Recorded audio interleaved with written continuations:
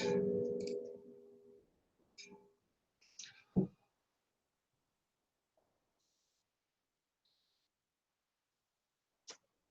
one people. Where are we?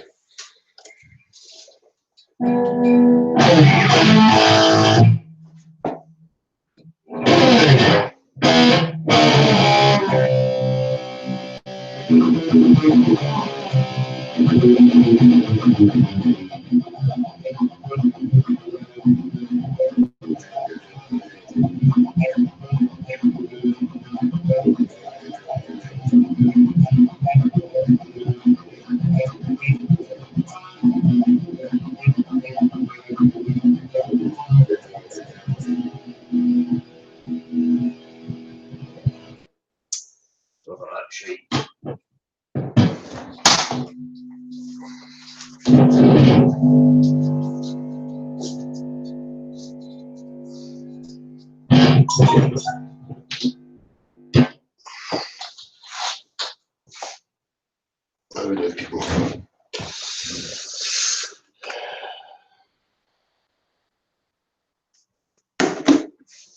Right, where am I? We've got an early kick-off this evening. It's going to be a wee bit different. But I'll wait till Gav comes in and we'll have a wee discussion about it. Let me just get this sorted out.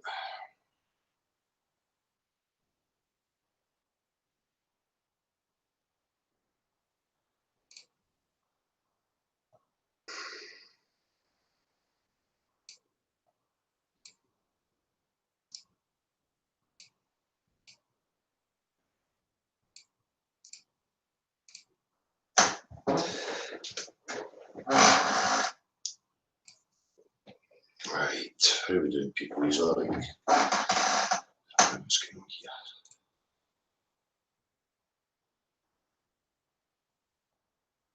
How are we all doing? It's blank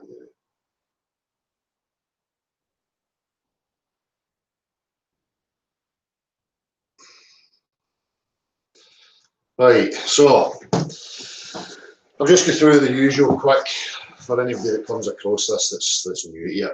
You know, flat Earth, you see it in the title here. You know, I'm sure you're going to have an idea of what you think that means. Well, it's what people like myself represent, certainly know what you think it means. There is no concept or idea here of what the full dimensions of Earth actually are. You have to take things slowly and consider yourself a realist, a direct realist, and be intellectually honest with yourself. You have to weed out your preconceptions and ideas about certain things that you've heard through the culture that's been taught to you and you know, inflicted on you, if you like. You know, real science has always been there. You know, well, we can discuss the word science and the subdivisions of science, but you know, real measurement of Earth has been done for a long, long time. The geometry that we assume in any practicality in our life, whether it be navigation or construction, is a level plane. Now that geometry has always worked and it always will work, and it works to this very day because the Earth is indeed level. So I know that it's quite a shock to some people because you've been born into a cult, right, that's dominated, that's been pushed by dominating religious institutions and corrupt institutions to benefit themselves, to psychologically and emotionally control you and restrain you for whatever ends. You know, it could quite simply be just to keep us still here, stop us from discovering what else is out there. But it's a factor that's been going on. The globe heliocentric concept is just that. It is a concept. It is nothing measurable. It is nothing demonstrable. It is purely a conceptual idea that has been pushed by the use of sophistry and rhetoric and encompassing and using mathematics. Now, mathematics is a formal science. It's a language. It can be used to describe many things, and it depends what axioms you're starting from and where you go to your axioms. So mathematical concepts and constructs can work on paper, but the difference with a realist is, and somebody who's interested in the natural sciences, is that it must be attached to some sort of substance. There must be some sort of measurement, physicality to what any other man, human being is claiming. Now again, we're keeping back to the globe model. When you go to that, it does not hold up in that regard. It is only conceptual, and it plays on sophistry, as I said before. So one of the main things is looking out over bodies of water and, you know, invoking visible space, which is totally different from tangible space, and a lack of real understanding of how the eyes are working and the relation of light to the eye and, you know, everything else. So they've played on people's gullibility and people's ignorance, and they have managed to implement this false paradigm. This false paradigm has caused human beings to progress into what we call now these different cults, cultures of ideas and concepts of our existence, who we are, what we should do, what's right, what's wrong, what it means to be a human being. All these things are founded upon the foundation. The foundation is blatantly wrong, and that's why people are running about with their head up their ass. We have millions upon millions of people who are believing nonsensical, idiotic concepts, ignoring their common sense, direct experience of everyday reality and the practical applications in reality because of an image presented to you in a screen. And you will also hear other weight being lent to it by, 400 and 500 years ago, Copernicus and all these people said so and such and such. It's just another religion with people spouting dogmas and mantras and buzzwords and phrases that have been offered to them through their teachings. So the teachings in this case was your education system and your media and all the other aspects that you've experienced through your life. And people are born into it. They just take it for granted that it's been figured out, it's been sussed out. Therefore, I'll just put it at the back of my mind and I'll go on with chasing whatever idea or concept has been offered to me. Now, that was the use, that was the tool, that is why it was implemented. Because if you're not questioning the very foundations and you take that as a given, then you're malleable. You're not going to explore. You don't think there is anything to explore. You're going to try and find contentment in some other bullshit that's only going to stifle you. It's not progressive or productive to use an individual. So in this case, you know, when we're talking about science, I'm speaking to you as an individual. You other scientists, you're no different from me.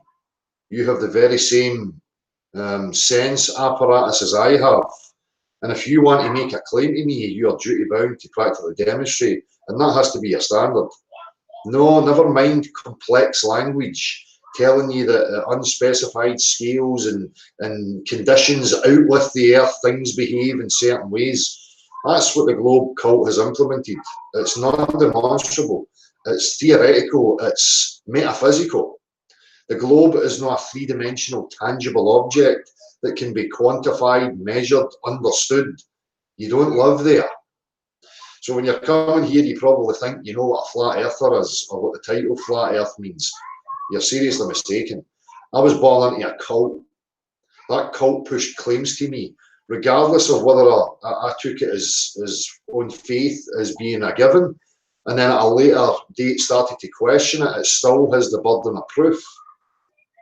So I deny the globe for very good reason. I encourage you to investigate the claim that was put to you and that you assume to be true. That's where you should start. Once you realise that that claim is indeed utter crap, you then have to be the realist. You have to be logically consistent. You have to be intellectually honest and stand firm in a position of you don't know what the full dimensions are. From where we are right now, you can tell that it is demonstrably level. That's a fact. The geometry we assume and apply tells you so. The abundant substance known as water or any liquid tells you so, because it cannot conform to the exterior of shapes and objects. It has no form. It can only take the shape of whatever container is stopping it from flowing. And when it is met by a resistant force like a containment, it will find its lowest potential energetic state upon the surface. You will see that. That is a flat line. Okay? Always has been, always will be. Demonstrable, absolute fact, natural phenomena everywhere around you. but you're ignoring and suspending your knowing of that because you're confused by an image on a screen. An image on a screen is not in any way scientific. It proves nothing. It's not measurable, it's not quantifiable, it's just an image on a screen. Okay? So other aspects, again, encourage you, be a direct realist, don't leave it in the hands of strangers or your perceived superior intellects because you're just not clever enough. You're clever enough. It's not difficult. Okay? So other aspects, they're going to tell you exist in a medium that is a vacuum. And we exist in a pressurized environment, gas pressure, air pressure. Now, we know that it is physically impossible through every single aspect, 100% of the time of our daily living, that claim is total and utter absurd.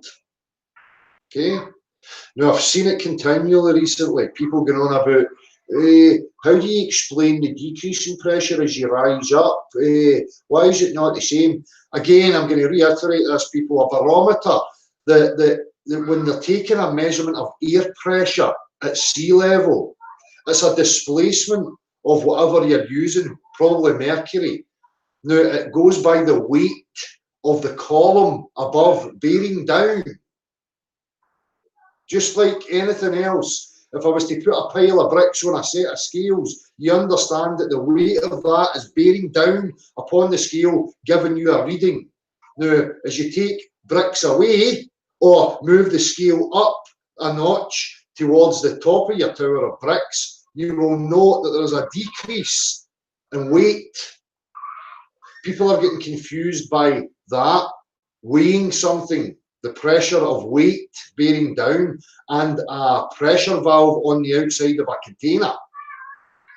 Two totally different things. So when we're talking about air pressure, it has weight, it has mass to it, and that's where we gauge. Thank you. We are gauging it from sea level. And as you move up, there's still air up there, there's still gas up there. The pressure and the density is no different. So you'll get a different reading because it's less weight. Okay? So the same thing still applies. You've got human beings telling you that you can maintain, create pressure in vacuums. It's utter crap. Then they're going to invoke non-geometric, non-entities, non-quantifiable substance like gravity. Observing the effects of things falling, the way in which things fall, and then making stories up and adapting the story of the cause to fit a particular narrative.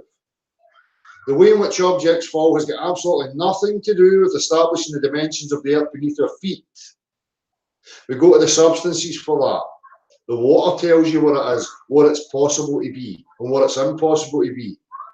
And right away, you should be realising it's impossible for it to be a sphere. You know, water cannot conform to the exterior of shapes and objects. Anyway, I've probably digressed. Much more to discuss. Just a wee overview for anybody that's new, that's coming to this with preconceived notions and ideas. You want to come here and you want to talk objectivity. You bring your practicality, your actual tangible measurement. No, oh look, I see something, therefore I'm going to interpret it to fit my religious bias. So, that's about it. So this evening, what's going to be happening is, hang on. What's going to be happening is we're just going to lay out a kind of new format. First of all, obviously, you know, the cult of common sense and direct realism. You're welcome to be a member. The only qualifications that require you to be a member is that you're intellectually honest and a direct realist.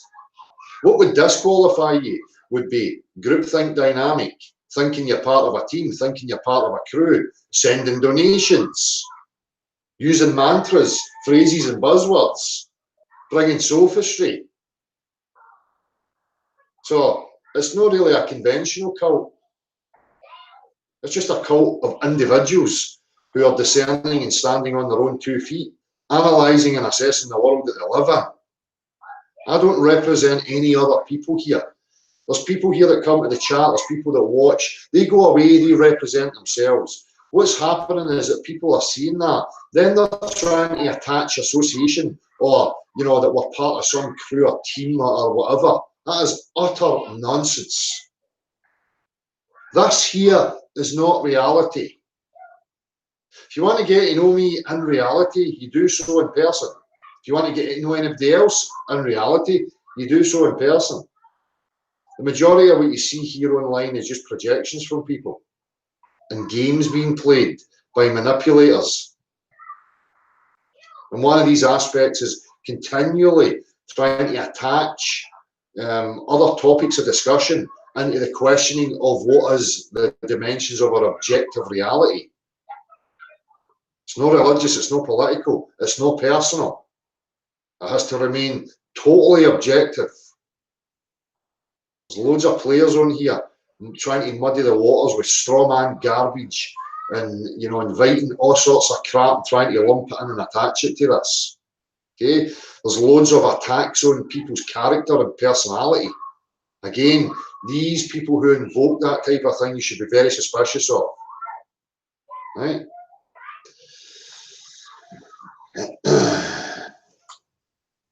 So, what we're going to be doing,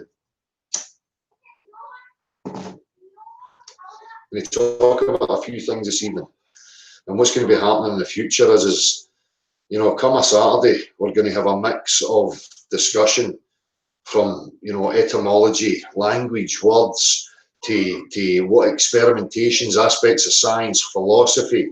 What we're also going to add into that and encourage everyone else to be a part of is we're going to bring practical demonstrations and tests of certain aspects of our reality. So what we'll do through the week is I'll announce what the test is going to be and tell everybody who's willing to take part and wants to be a part of it what apparatus and what tools you're going to actually need, so that when we present on a Saturday, you can then test it for yourself, either just through playful curiosity, or you're trying to falsify what it is we are showing you, or verify whatever is the case. But again, it's going to be objective, and we want to encourage everybody else to take part in it too. Then we can document it. Then we can bite-size everything, and we can use it. People can share it. Use it with your friends and family, whoever you're speaking to. Take it to anybody, because one thing that these people cannot combat is direct realism, actual tangibility. Right? Their words, their rhetoric, their equations, their imaginations are no match for practical demonstration. That's the message we want to pound out there continually, so that people really start getting that message. So I encourage everybody else who's passionate about this to take part in it, utilise it, and present it to people that you think it will make a difference to. So I'm just going to wait and Gav coming in. Gav's here. How you doing, mate? Sound. Yourself? I'm good, mate. Oh, and I can share the screen now. Can you hear me okay? I can hear you all right. Sound. Good evening, people. In fact, you should be seen. Why are you not showing up? Oh, you're showing up. That's all right. My bad. What's happening, mate? Nothing at all. It's your you went early tonight, so it's your fault if the dog jumps on my lap or shits on the floor before I take him for a walk. But he was looking at me all funny, wanting to go out, but Aye. So we're just going to let everybody know what we're planning. Aye, sound. Well, I mean, I think the thing that appeals to me about it, Del, is that, you know, a lot of this material can be, you know, reused. So, you know, I remember you talking at the time about doing a channel for your sons, yeah, with some, you know, information that, well, I personally think every child should know, right? You know, and have a, let's maybe say, a different approach to what's being taught to them rather than in the classroom. Things of a more practical nature, for example, you know, doing experimentation, or just even getting certain information that, you know, I don't think you get in the classroom, to be honest. You know, whether it's, you know, trying to make sense of everything. You know, I mean, that's, I think, what you've titled the the broadcast tonight, right? That it's about making sense of our reality at the end of the day. And there's so many things that, as far as I'm concerned, Dale, don't tie into my sense experiences, right? So what I'm told does not jive with my lived life, right? Yeah. And so I think it's really important that everybody looks at what's being told to them and tries to make sense of it. See if it correlates, with your actual sense experience, your observations, so that we can get to the root of this problem. So exactly. The more that people take part, the better. Because then it spreads, and it becomes undeniable to anybody else that's coming across it or new into it. Because at the same time, they're then encouraged to recreate and see what they find, so they've got an understanding. And as I say, there is no excuse when we start getting excuses of Abbott. If it's not part of our direct reality and we can't quantify it or demonstrate it, it's useless to us. It should be ignored. Yeah. I mean, concepts and ideas are great for imaginative reasons and progressing your imagination and maybe discovering stuff, but you can entertain these things without people projecting them and telling everybody that they're actual reality. That's where the difference has to come in, I fully agree. So, I don't want to stifle anybody's creativity and imagination. That's not what we're saying, right? But yeah, if we're being told or these things are being pushed as objectively true, then that's where I have my issues with it. Yeah. As far as I'm concerned, it's about pulling everything back to what is it we can all agree on to be, common sense and things that we can all see and do and, and that jive with our lived life, and starting then from there as a way of progressing, but not starting with some wild ideas and notions and, we see where that got us, right? So, yeah, so I'm looking forward to doing a series of these things, my man. Going to be fun. Exactly. And what we'll do is, once we've presented them on a Saturday, again, we will be back to opening up after the presentation of whatever, measurement or demonstration we're going to be using that particular week. And the people that are coming in can obviously bring other aspects that they want to discuss. But, people who are trying to oppose what's being offered and shown to them, the standard we expect is for them to practically demonstrate as well. So there's no point in somebody that's wanting to defend a religious bias, whether it be Globe or whatever it is, coming and trying to offer up rhetorical nonsense and, to try and rebut some practical demonstration. If you don't have the practical demonstration, you don't have anything. So it's absolutely useless you coming here, Yep. Yeah, I mean, I think we've already looked at quite a lot of topics that we would like to go through, right? Whether it's, maybe even repetition of a lot of the things that we've said, but it would be great if other people put forward, suggestions, for what we could be doing or what we should look into further or deeper. I think that would be great if people could, I don't know, email you or me, right? With any suggestions. That way we can sort of pick up on that and as the weeks go past, we can look into it. Exactly. Yeah. Yeah. Can you hear me? Oh, you're all right. All right. So again, we'd also encourage people to do it, to do these experiments. And I think the reason behind that is not that they're terribly difficult, right? I mean, a lot of these things will maybe appear simple to people, but there's a big difference always between just reading something or listening to somebody and actually doing it yourself, Dale. I mean, that, you get a much further understanding and a knowledge by actually doing it, right? It's really something that becomes ingrained then and known rather than believed. Yeah. Exactly. Well, that's the difference. It goes from belief into an actual knowing. It becomes something that you can commit to because now you've got hands-on experience and you know it for yourself. It's undeniable. You would have to be a moron. You would have to really work hard in order to deceive yourself. So that's the difference. People are swayed too much because they don't engage in anything practical and they just listen to, dichotomies and straw man and rhetorical garbage, and it just confuses you. It's there to gaslight you, to make you doubt your own being, your own senses. So if you take part in the physical aspects, the demonstrations, then it will become a known. You will be then standing on stronger ground. Nobody will be able to shake you from that. So Yeah, and I mean, it's one of the points where it's very obvious is in the difference between geometry and algebra.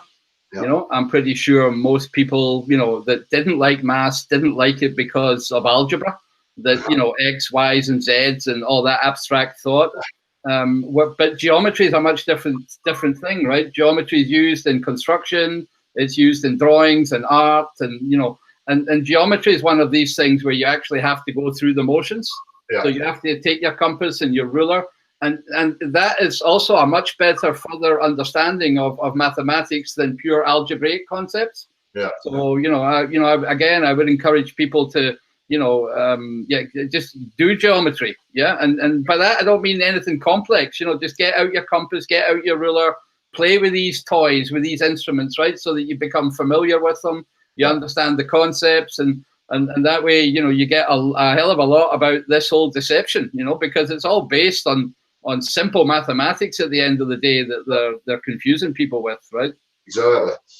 So not only that, we'll be looking at geometry, we'll be looking at the meaning of words and where they're attached, where they're misused.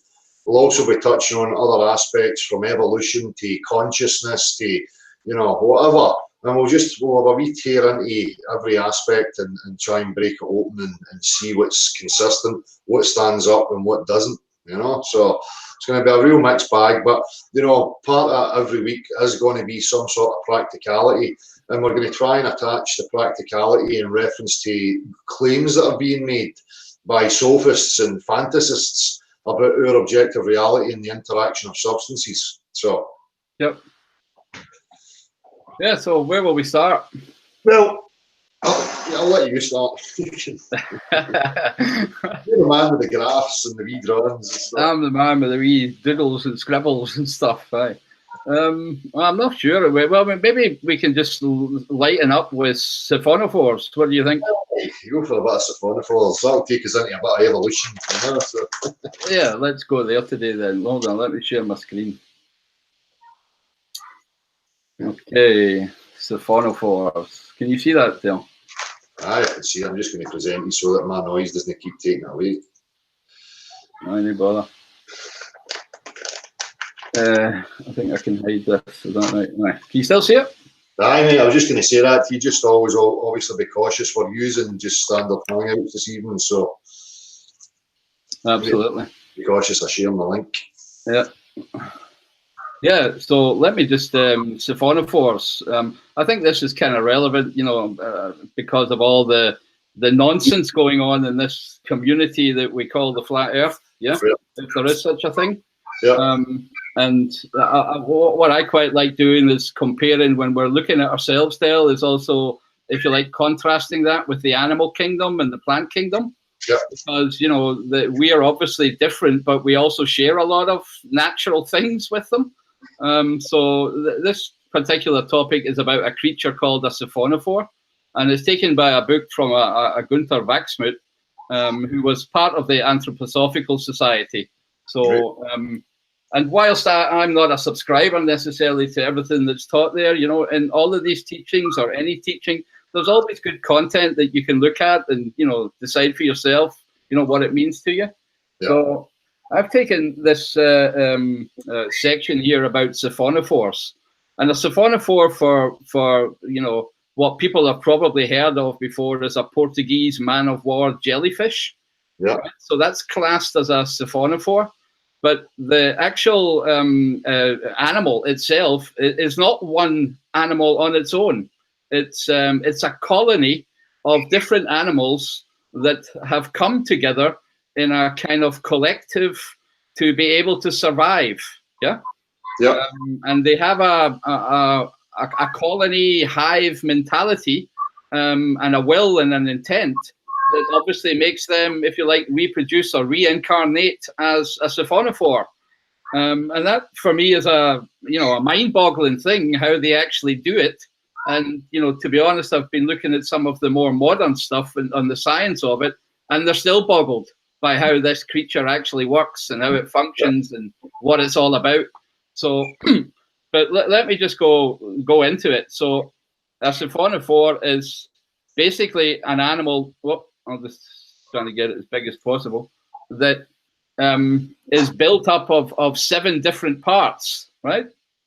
So it has a central trunk which is like a spine, if you like, on which all the other animals, you know, get together on. And this trunk, if you like, has a swimming bladder, which has the ability to keep the whole colony swimming in balance, right? And it's the only animal, or the only part of this colony of animals that can do that. So none of the other animals can have that capacity. And then there's another part of this animal which is responsible for the motion, or the locomotion.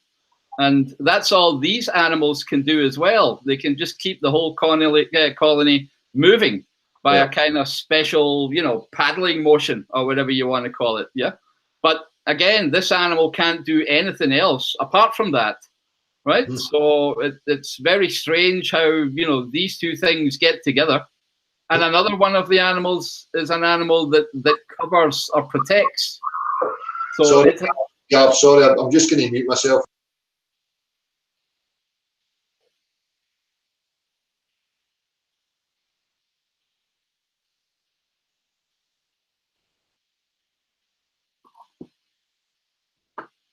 I'll just wait till Dale comes back. If everybody can hear me, I'm not sure. I'm not watching the chat or anything, so you can still hear me. I take it, Dale, aye?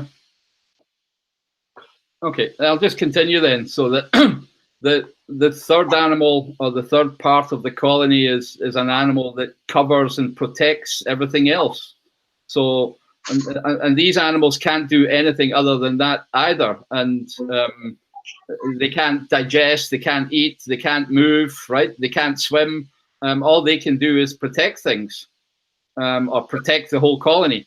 And then there's the fighting and attacking animals, which have these nettle threads. So that's where, if you like, the Portuguese man of war. I mean, these things have poisonous points that, you know, can severely injure you, yeah, or incapacitate you. And again, that animal itself cannot do anything else but that. And then there's the other animal that eats and digests. So it's the animal, or part of the colony, that actually brings the nourishment and digests stuff and distributes it to all the other animals, because they are not capable of eating or nourishing themselves, right? Yeah. So, and then there's obviously the other two important ones are the ones of sensation. So there's animals in this colony that have the organs of sensation, and only they can, you know, sense the outer and inner condition of the whole animal and react. And then the last one is the reproduction animal. So there's one animal in the whole colony that's responsible for the sex, right, and making other siphonophores, right? So now, if you think about this whole thing, let me just pull up a website just so that people can see this again. So there's one, you know, website called siphonophores.org, which gives you, you know, plenty of examples and pictures of these strange creatures. So they're kind of like jellyfishes, but they're not really. They come in all kinds of forms and sizes. And one of the, you know, here's another thing about the absurd creature of the week. So they can grow really long. So this thing's 100 foot, and looks very strange, and basically these siphonophores, you know, there's some nice videos online too of deep sea research and finding these creatures, because, you know, they live fairly deep down. But you know, sorry, on you go. Just going to say bottom feeders. Bottom feeders, that's right. Yeah, and you know, when you then ask yourself the question, well, okay, how do these things, you know, if you think of evolution in the Darwinian sense as being correct, then you have to ask yourself, how the hell did these things all get together to actually manage that, right? So maybe just to go back to this presentation and throw just one more page, and then we can discuss it. It's been established by science that we really are dealing with 7 different animals, right? It's not one animal that has 7 parts.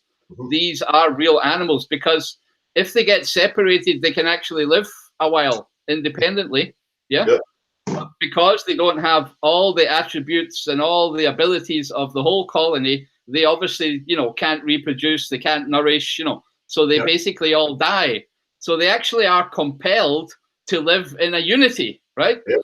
And this unity is the thing that, you know, keeps them basically alive. But you then have to ask yourself the question, well, how are these things all collectively intending or wanting or desiring to come back as they are, to attach themselves to this collective will, to this, you know, hive colony type situation, right? Yeah. And you know, if you think about this very carefully, then you'll be able to see that the Darwinian theory can't possibly, you know, meet this criteria, right?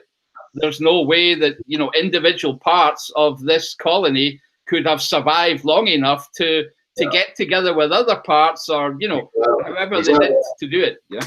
And that's just one example of symbiotic relationships that obviously people can investigate for themselves, you know, that don't add up in regards to that official narrative of neo-Darwinian concept, you know. No, absolutely. And to be honest, when all this nonsense is going on in the flat earth, everybody wanting to get unity and let's all get on the magic bus that has no number and no driver and no route, then, you know, it reminded me of these siphonophores that, you know, they collectively gather together.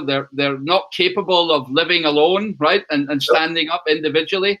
They have to clump together and attack others and defend things and you know, eat and reproduce together. And it seems to me to be a good example of the animal world, of the kind of mind virus that we people have, Del, right? Just to, you know, I mean, I'm obviously, you know, it's an analogy I'm saying, right? But similarities in all these groups, you know, whether it be Globe, I mean, the Globe cult and its methods are very similar. You know, we can refer to them as siphonophores because it's exactly how they behave. You know? Exactly, that's the way I felt when I read this. I thought there's so many flat Earth siphonophores out at the moment, you know. So I thought this, you know, this course of reflection might be quite good. There's some nice illustrations by a guy called Haeckel, who did them, I think, about 100 years ago. And that's when, you know, when books were very illustrative, you know. You don't get that anymore today necessarily, you know. But in those days, you know, these guys took a lot of care to make very nice pictures, and you can see various, you know, manifestations of siphonophores here on the front. Pretty ugly looking creatures, Dale. Again, they don't have the will to stand up on their own. They're not individual animals. They clump together and breed, as far as I'm concerned, a kind of, you know, colony mindset that I don't find particularly nice. In fact, I think most of these creatures are pretty disgusting, you know. So, but hey, each to its own, you know. Even this thing needs to live, but at the same time, a very, very thought-provoking content. I thought, you know, how the fuck does this thing evolve? You know, tell me. I mean, there's that aspect, but for me, you know, again, I encourage everybody, when you hear, you know, when I engage with any of these people that want to try and push this kind of concept, the Darwinian evolutionary concept onto me, I always take them back, well, I want to hear your story, because that's all it is. Let me hear your story from the very beginning. And right there and then, you know, anybody that's looked into it, you know, these stories, these narratives have a real issue right from the very, you know, inception of the concept, because they can't explain, you know, the complexity. You know, they're giving you narratives, abiogenesis of fucking lightning striking a puddle and singular celled organisms appearing and then self-replicating, and, you know, right down to this very day. Well, you know, what would have to have been present at that very beginning, if you granted them the abiogenesis, would be that the single-celled organism had to have contained all the possible information sequences and codes that we experience right now. I mean, it's absolutely astronomical, to the point of totally absurd and ridiculous, you know. So when you speak about these things, always go back to the root, always go back to the very beginning of the story and take it step by step and see what these people have got to offer you. Because I guarantee you, right there and then, you're going to realise that it's just a lot of shite. Again, it's human beings interpreting natural phenomena and then trying to interpret it to fit a particular narrative. And that narrative will be biased, because it's an agenda to push out and make money and use it as a psychological control mechanism and influence, you know, culture, society. So there's a lot invested in it, but it's just that. It's always just a concept. They don't fucking know. So don't be swayed by it. Always be direct realist again. logical with yourself. Take it at the very beginning, start from there, and you'll see that it falls apart instantly. You know? Exactly. I couldn't say it better myself. And, you know, the idea that people take, you know, a subjective interpretation of what they think something means, and they try and generate a universal proposition of that, you know, that is wrong. That's not science, right? You know, it needs to be repeatable, you know, observable, testable by all of us. And you really need to go back to looking exactly at what that claim was that gets made, and trying it out for yourself. And if it fails, you know immediately that it's nonsense. So I mean, that's it's so easy really to refute these things. Yeah. I mean, they're interpreting phenomena. You know, they're not getting to the root of the causes of things and how things came to be. You know, I'm sure people have heard that. What was the phrase? Give us one free miracle and we'll try and explain the rest. So the free miracle is that just starting from the base that, okay, we just accept everyone's here. We're not going to bother trying to get to the cause of it or whatever. We're just going to take it as a given from here on in and try and come up with a story or an explanation. So they'll never get to the cause, the root cause, which again is why we've got all this evolution of religious type narratives, because people are just trying to come up with stories, and people in their subjective essence are clutching onto any particular story that fits them for whoever they may be at that moment in time. And that's how these things perpetuate and grow. It doesn't mean to say that it's objectively true, but it's pushed. And in particular, the neo-Darwinian concept has been pushed as being objectively true. But there's aspects here, you know, adaptation and change within, you know, certain species of animals and that type of thing does actually happen. You know that from breeding any animal. You get different colours, you get different shapes and sizes, you get different qualities and character traits, but all that information had to exist in the first place. Information doesn't just randomly pop in from fucking nowhere. I mean, that's totally ridiculous again. As human beings, we understand that information can only come from a mind. And if you doubt that, go and pull me information from somewhere that didn't come from a fucking mind. Yeah? Exactly. Yeah. I mean, that's a whole, you know, topic in itself. You know, what is information? You know, where does it come from? You know, how is it conduited? Right? How does it get to us? Yeah. And in so many different ways. You know, that'd be a whole hangout on itself. I think looking at that, but it's an absolutely valid point. Yeah, but we're just kind of skipping over these things this evening, and then we'll knuckle down into, you know, the specifics of whatever topic we're bringing up. But you know, that for me, you know, it's another huge part of the cult and its narrative. You know, it's always trying to give that message, disempowering, stifling, you know, gaslighting messages of coming from no rhyme or reason, from nowhere. You know, we need hope and, you know, all this kind of stuff. That's the least message in these types of stories. And again, these people, the hypocrisy and the downright stupidity of these stories is these people want to push that kind of narrative. You come from random happenings with no rhyme or reason, no intent, no rationale, no reasoning processes, no logic, none of that stuff. But then these very same people want to invoke logic, reasoning, rationale, and try and assert it that they've got it. So if you're somebody who subscribes to that, you can never come at me and express that you're rational or reasonable or logical, because you don't have any grounds to stand on. You know? Yep, you said it. Yeah. Yeah, so I don't know if there's any questions in the chat or something about this topic, Dale, or about siphonophores. I don't know whether it makes sense just to take a wee break before we move on to the next topic. Yeah. Yeah. Well, Gleba, that's exactly right. In Darwin's conclusion, natural selection, he says, I by no means expect to convince experienced naturalists. They have to wait a few generations till people are stupid enough to believe it. You know, once they're removed from nature, then you can start implementing your idiotic stories of what nature is. Absolutely. Hold on, I need to get the chat up here myself so I can see what people are saying. Yeah.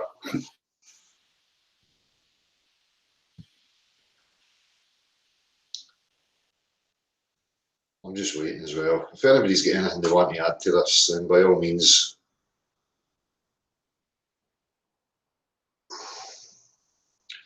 We're all products of environments You know, again, what do you mean by products of environments? Are you talking in subjective terms?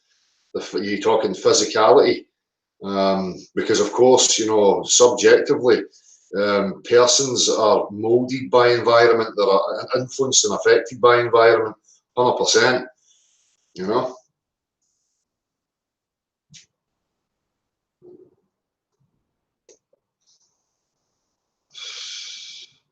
There'll be parasites in the back of a massive turtle. You never know.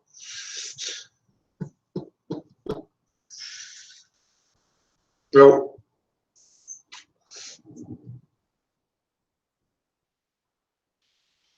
does the reproduction part of the organism give birth to all the parts of the siphonophore? Yeah, well, that's what it would appear to be. Yeah, they're called zooids, as far as I could gather. So I'm not an expert on this, you know, by any means, but yeah, it would appear that the reproductive things basically lay kind of eggs, and these eggs have buds, and the buds then, like the fruits of a flower, if you like, you know, have different fruits, and these different fruits are then the animals that club together. Yeah. Okay. So that part of it must contain the information then for all the components and the parts. So did it start off with that information? Was that the original source of all the other parts and components, or did it gather that through interaction? I mean, these are exactly the questions I think the scientists have no answer for. Yeah, you know, they're still struggling to understand too how, you know, why should this animal reincarnate, if you know, to use that word, yeah, and come back with that, you know, well-in intention. You know, what makes a lion come back as a lion, or a human being as a human being, or a monkey a monkey? And yet this thing comes back in 7 pieces that all want to be part of a bigger colony. It's just a very, very strange phenomena. Yeah. Yeah. We need to do a wee bit more digging on it, I think. Yeah. Yeah, I'm not an expert on it, but it just, you know, it struck me as very, you know, thought-provoking. Yeah, at the very least. Yeah, and relevant to the cult hive mentality that we see so often. You know. Exactly. Stuart Smith, thoughts there. We are caged by our cultural programming. Culture is a mass hallucination, and when you step outside the mass hallucination, you see it for what it's worth. Exactly. Well, that's everything I've been on about for a long time. You know, culture is a cult. These things that we call life, and people are born in and swept up by it because that's what they see going on around about them, and it's affirmed and it sets itself in and becomes concrete. And people really think that the lives they're living is what life's about. That's what it means. This is what it means to be a human being. But they don't understand that at a very young age they were born into that, and it was cemented in them. And when you break out it, you realise that they're just concepts, they're just ideas, because what tells you that is the fact that we do not know where we are. We do not know how we came to be, why we came to be, if there's a purpose, what the purpose is. And without those crucial aspects, those information pieces, then what we partake in can only be looked at as delusional. You know, the world right now is suffering from mass delusion and mental illness because human beings are so pig ignorant and gullible and being swept up by what they've been born into that they're not taking the time to stop and question these assumptions and the things that they're taking to be true. So, totally agree. It's a perfect phrase from Terence McKenna.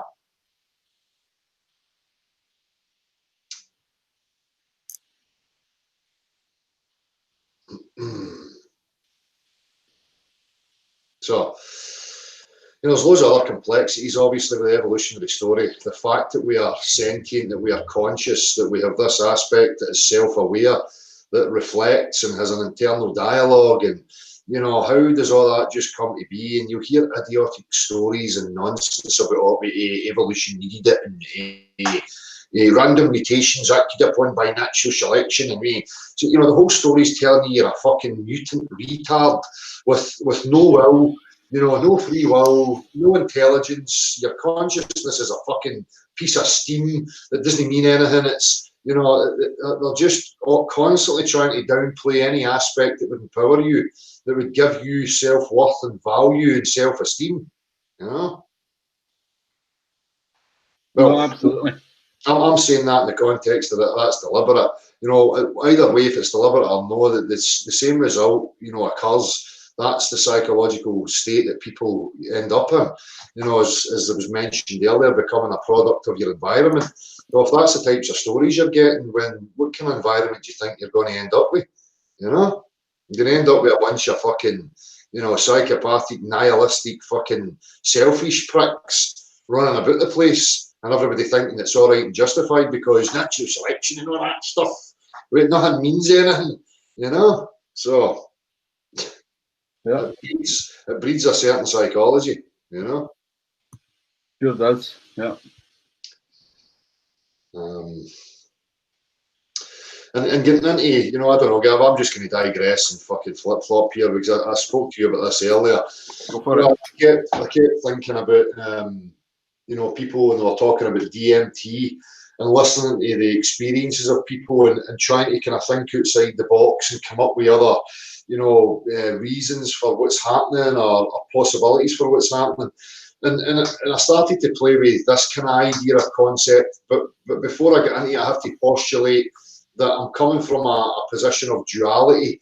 I'm going to invoke, not that I'm claiming it to be true, but I'm going to invoke that there's a separation of that part of you that's the will, the intent, the awareness, the experiencer, that's separate, that is some sort of metaphysical aspect that's intertwined with the physical body. Now, an analogy I can use for it is like when people put on a virtual reality headset. So people in the virtual reality headset know that there's an apparatus that's connected electronically to, you know, a bigger device that projects that experience that you're having. You understand that you're just a conscious observer experiencing that, and that, you know, the better apparatus you have, the more RAM, I don't know the tech talk, but whatever, just get better RAM and better processing capabilities, then it works at an optimal level. So if I take that analogy and then superimpose it onto, you know, this experience that we're having right now, I can take something like, you know, these substances that people are taking, like DMT or any hallucinogen, and remember maintaining the separation of the metaphysical conscious observer. Well, I'm just invoking that right now. That's merged with this physical machine, this processor, this computer unit. Now, when you're taking these substances, it's heightening and enhancing the processing capabilities of the physical machine. So, you know, the machine's attached to this reality, whatever it is, and all the information, all the experiences, all the concepts, the imaginations that have ever existed or been perceived or thought of, you know, are uploaded in an information form that exists within this field. So I would postulate something like an ether. We can't see it, but if you want to envision it as like a kind of grid, interlaced grid lines, like longitude, latitude lines, if you like, and that stores all the information, all the experience, blah, blah, blah. So when you take these substances, it's heightening the process capability of the machine, the brain, and its workings, so it can pull information from this ether, this field. It can conceptualize things. It can throw up possibilities, experiences, color, you know, art. It can throw up anything, you know. And people are in that experience as an observer, and it's just the machine doing what the machine does, and it's offering up all these pieces of information, whether it's coming through as a visual representation, an emotion, a feeling, or whatever. But what I see people, you know, saying is they'll talk about, oh, I had a breakthrough moment. You know, when I take this substance, I broke through. Like they're talking about they broke out of this reality and into some other metaphysical plane of existence. But I'm not seeing it like that. I've started to look at it a wee bit differently. Well, what if it's no? What if you as the observer remains the same? And this machine is now enhanced in its capabilities, and it's just drawing information from this same physical reality, and it's throwing them at you, and it's so profound and new and outside the box that people think they're having religious, spiritual experiences and thinking they're breaking through into some other realm, when they're not really. The machine just has a wider capability now to access different realms of information within this frequency, this physical dimension, whatever it may be. So I just thought I would offer that in there as a different possibility and way of looking at it. It's not a claim that that's what's going on. It's just because I'm constantly thinking about what's happening with people, what happens when you take these things. There's a physical interaction with a substance and the physical matter of the body, and then people are having these experiences and they're correlating it that it's their experience of breaking through to some other world. Is it? You know, so. I know. I think it's a fascinating topic as well, Del. And I never thought of it as going into other dimensions and nonsense like that. So I think I always thought of it more like that. And it's more for me, or what I described it as was like the filters going away, right? So I think it's pretty evident for everybody in their daily life that they don't attend to a lot of things, right? So we go through life not really looking at stuff properly. Just to give the one example that I've given before, but if you look at your finger, and you'll see it double, right? If you're looking at something behind it, or you'll see the double of the background if you're looking at the finger, and that's because the mind is constantly filtering or throwing away information it doesn't need.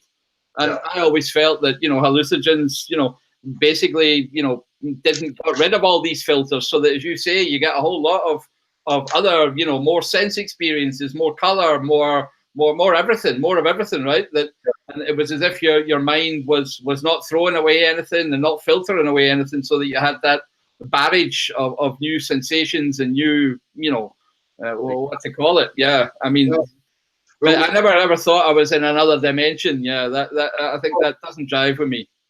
No, see, that's why I ended up, in the processing it the way I am and thinking about it, because it's just like you say, if something's fine-tuned, a receiver's fine-tuned to receive a certain frequency, a broadcast or whatever, as you turn that dial and take it out of that focus, it starts to receive other signals and aspects, and there's contrast going on, and there's a mix-up happening.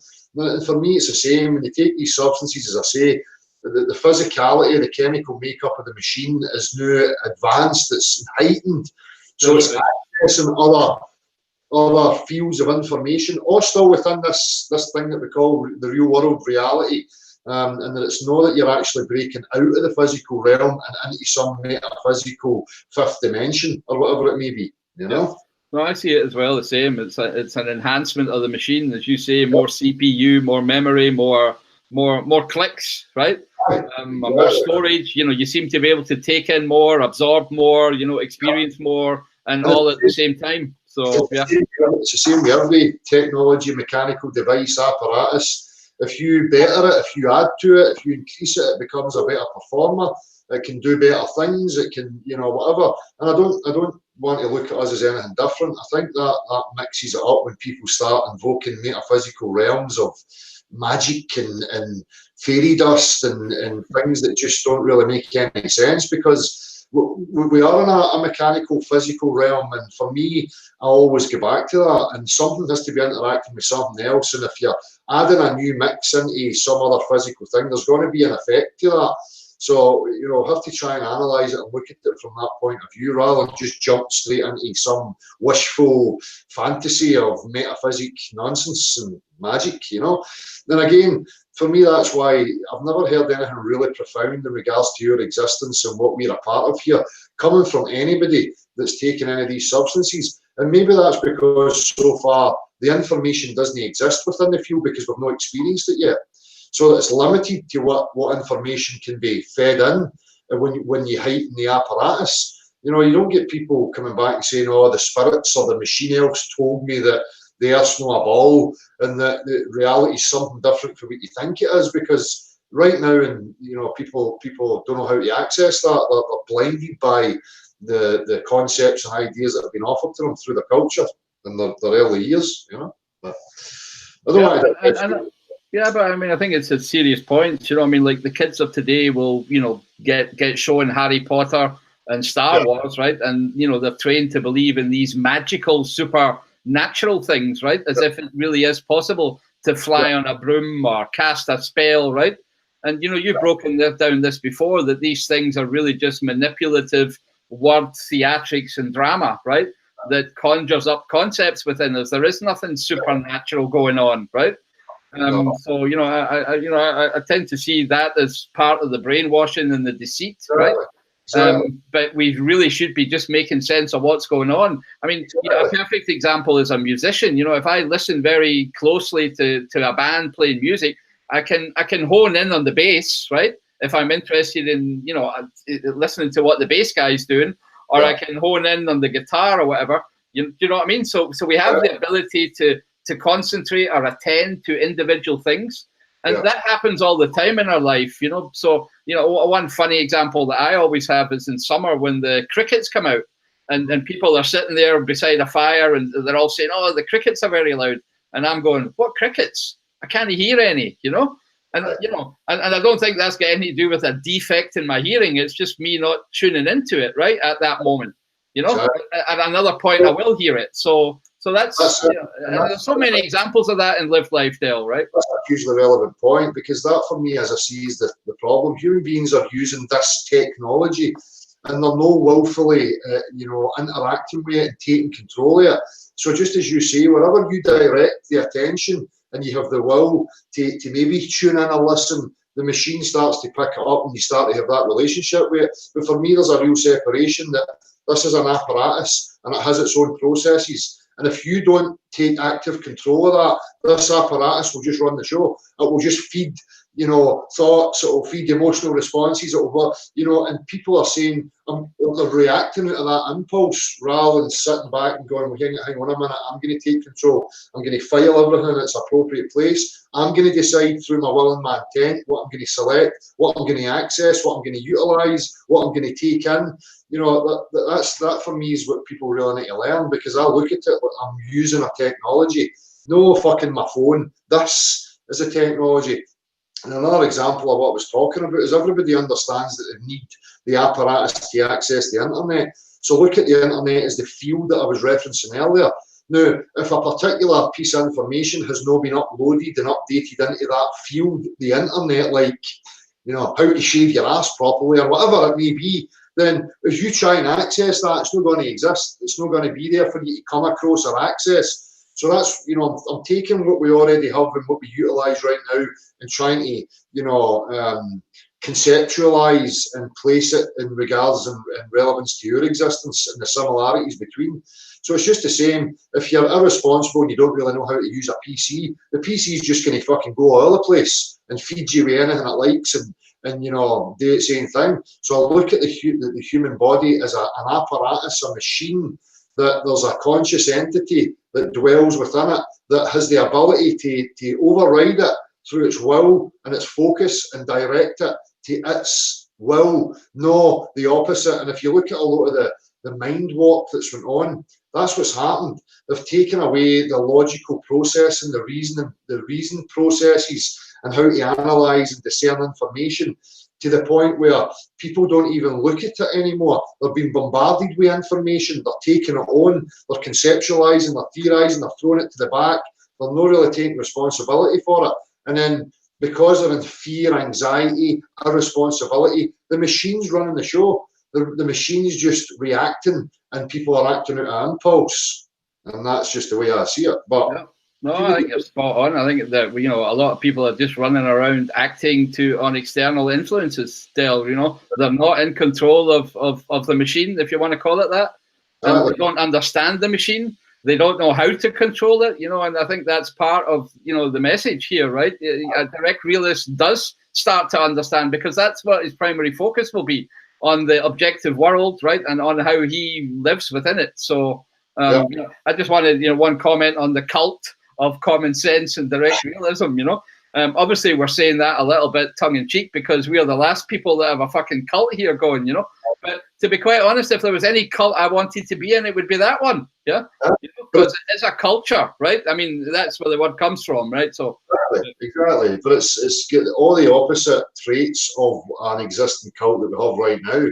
Because we're talking about direct realism, intellectual honesty, and taking things on the objective facts for what they are, and being real with it, not deluding yourself with beliefs and misconceptions and emotional impulses. So it's the opposite, you know. It's not like you're signing up and you've got mantras and ignorance being bred and send donations and money. So it is tongue-in-cheek, you know. It's the total opposite of what a cult is, but it could be viewed as a culture, a movement forward of human beings, you know. But there's no establishment, there's no hierarchy, there's no stature, none of that. All that has to be played down, and we have to needle each other every time we see it creeping in, you know, myself included.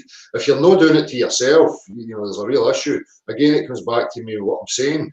You're using a technology, a very advanced technology that you're operating right now.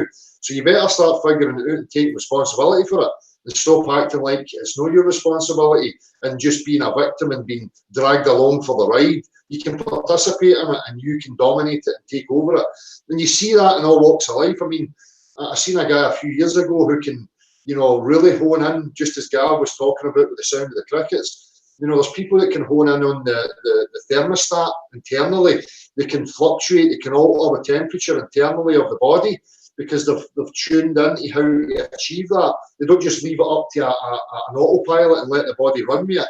So this guy can sit in, you know, an ice bath for hours, and he can consciously, you know, raise the temperature internally of his body. So they're just wee clues into what's actually going on here, as far as I can see. Yep, and as you say, they're taking control of that machine and using it. So not, you know, being an individual animal as well, not a siphonophore, right? So actually making sure that you really do, you know, take responsibility and ownership. Yeah, absolutely. What's happened is how the siphonophore thing came about in regards to people is because you were never born into a culture that gave you those tools, that taught you that this is an apparatus and it has mechanical workings and it has processes that you can understand, utilise and overcome. You know, you were born into all these concepts and ideas that are useless information, and they're just all thrown in there, and then you're trying to make sense of them and align yourself and go, I'll just go with the experience because I'm supposed to. And, you know, that's the number that's been done on you. It's like overloading the system and not telling the driver that they're in control and this is how you operate the vehicle, you know? Yep. So there's a process of, you know, eradicating that, take a step back, get back to the beginning as far as you can and address all the things that run, all the programs and thoughts and concepts that are running within the processor, and try and look at them and take control of them and start weeding out what's useful to you and what's not useful to you. That's the power that you have. That's the real power of will and intent and focus. No all this bastardised new age spiritual crap about, oh, I wish I'll envision a parking space and I'll get there and then I'm going to win the lottery tonight. I mean, that's just fucking crap. Yeah. And just on that point as well, that, you know, you said will and intent, but I also think it has to be fearless still to get into that zone of concentration and control. You're not allowed, you can't have fear, you know. If I take the example of golf again, right, which I know well, and you're standing on the first tee and you want to hit a drive right up the middle, you know, the last thing you want to be thinking about is being scared about going into the rough or the long grass on the left and the right. You know, you have to stand there and be fearless. And if you have the will and intent to put that ball in the middle of the fairway, then it doesn't matter what weird motion you go through with your body, right? You're going to get that club head driving that ball snap down there, right? And you can see so many different types of people that are small, big, fat, ugly, you know, no physical prowess, nothing. And everybody can manage it, right? So I just want to say, you know, on a positive note, everybody's capable of hitting a good golf shot. You know what I mean? But I think a huge part that I would add into that is that you have to identify what really fuels your passion, your will and your intent, because enjoying what you're doing is brings about that aspect, just as Gav said. When you're enjoying something, you don't have that fear because you're involved in it, you're enveloped in it, and you're passionate about it. So it is fearless. It's not, and it's something personal to you to fuel your enjoyment. So you succeed at it, you become better at it. As soon as you change it to, well, I'm doing it for this reason because I want stature, or I'm doing it for this reason because I want people to accept me or like me, or blah, blah, blah. The incentives, those drives start to take you off it. That's when you will hit the bunker. That's when you will land in the water, because you're now, you know, processing it and involved in it for the total wrong reasons. You know, something like that for me has to have that huge aspect of real enjoyment. And again, that's about a matter of identifying your true essence And are you engaged in things that you really are passionate and enjoy? Or are you engaged in things because you think you have to? Or they're going to get you to some other place because of a concept that's been offered to you in regards to success and stature and money and careers and whatever else. So, you know, the best at anything, if you look at the people who are the best at any particular endeavour, it's the people who really, really enjoy it and have an honest passion for what they're doing, for themselves, not for anybody else. So. Exactly. They're not allowed to be a slave to the passions, you know. They have to, you know, enjoy it as a part of an individual thing that, you know, that they really want to do and have a desire to do, yeah? And not just be whatever, taken over by some, you know, I don't know, inner demon, right, that wants to do it. So as you say, it has to be thoroughly enjoyable. Yeah. Again, and I can use my experience and draw on it. That's what allows me to talk about it from there, because I can use an example of like music, and I'm sure many other people will align with this and have experienced it. When I started in learning music and guitar, as I progressed, I get more passionate about it. I had clarity. I loved it. Every waking moment was about spending my time there. And then all of a sudden, the idea comes that, oh, well, maybe I could further my life. Maybe I could get in a band and we could have a bit of success, and then that'll bring money and blah, blah. So immediately my attention's now away from the pure thrill and enjoyment to these other aspects. So that brings about scenarios of getting involved with other people and the other projects that then starts to pull you away from that essence of why you were doing it in the first place. And before you know it, you know, my experience in particular, I ended up in a position of losing my passion, like forgetting, why am I doing this now? Where's my thrill? Where's my enjoyment? It's gone, because I shifted my attention from what was pure and what was beneficial to me in order to progress and learn about music and the guitar. It started to be about stature and making money and fame and all that fucking crap, and getting involved with people and egos and other complexities that take you away from it. So, yeah, and again, that would also appear to be at least some part of the way that we work. You know, our natural constitution, so to say. You know, I mean, I've said this before, but, you know, and it's not from me, but nature makes those things enjoyable that are necessary for our survival, right? So sex is highly, you know, satisfying and very pleasing, right? And it is necessary for us to reproduce or continue. So, you know, it would seem that we have a propensity for enjoyment is what I'm saying, right? And I align and I agree totally that that's there, but also, obviously I've got needling questions. What is it that actually drives that? What is the sole purpose of that? What is it that intended it to keep reproducing? You know, because again, as a conscious experience of an observer, you can override that. You can go, okay, I like, you know, sex, and I like the enjoyment, the thrill of that, but you also have the ability to say, but I don't want to reproduce. So therefore, you're going to take measures in order to avoid that. You know, so there's, you know, I have to look at the driving factors. And again, you know, the difference of that is people who just willy-nilly have children and they don't know why. You know, they're just moving through their life and there's these systems in place that bring about reproduction. What is their conscious participation in that? And if you can remove your conscious participation, what is it that was you know, the intent of having that there in the first place? Where did that come from? What's the bigger picture again? Why are we trying to survive? Why does this aspect of survival and the species keep going? What's it really about? What's the end game? Do you know what I mean? So, oh, absolutely, yeah. I mean, I don't know that either. Yeah, I was just pointing out a fact that stuff for you know, the part of enjoying stuff definitely seems to be something that's hardwired. We're good at things we enjoy. Yeah, usually speaking. So, yeah. Well, the evolutionists would say that, you know, it's a crucial aspect of the evolutionary process to maintain the species and keep it going and all that stuff. You know, just invoking non-entities again and idiotic reasons for why, you know. Yep. Yeah, and on that note, I'd like to introduce a new character. Cool. I'm just going to share my screen there. Cool. This is Miracle Mike, the chicken. Lived for 18 months without a head. It might be an interesting segue into the next topic. Aye, but I have to premise this way, you know, we can't take that as anything, you know, but yeah, the story goes that this guy chopped the head off a chicken, right? Yeah. But it refused to die. And there's lots of photographs. You know, this guy toured America with this, you know, headless chicken for about 18 months. Yeah. And people can Google it online. And again, it is a little bit tongue in cheek because I want to. This guy, you know, basically fed, you know, stuff down through a hole in the neck with a wee eyedropper. So the story goes. So the story goes, and apparently the idea was that when they chopped the head off, he never managed to get all the brain. So this chicken didn't know when it had to die, you know. And you know, I'm not taking this necessarily. There's a lot of shills out there that don't know when to die either. But, exactly. You know, what I think I wanted to say is there's a lot of headless people running about that are not thinking properly, right? Right. But so I actually wanted to use this as a segue into the topic about, you know, obviously because this chicken has no head, then he also has no eyes, right?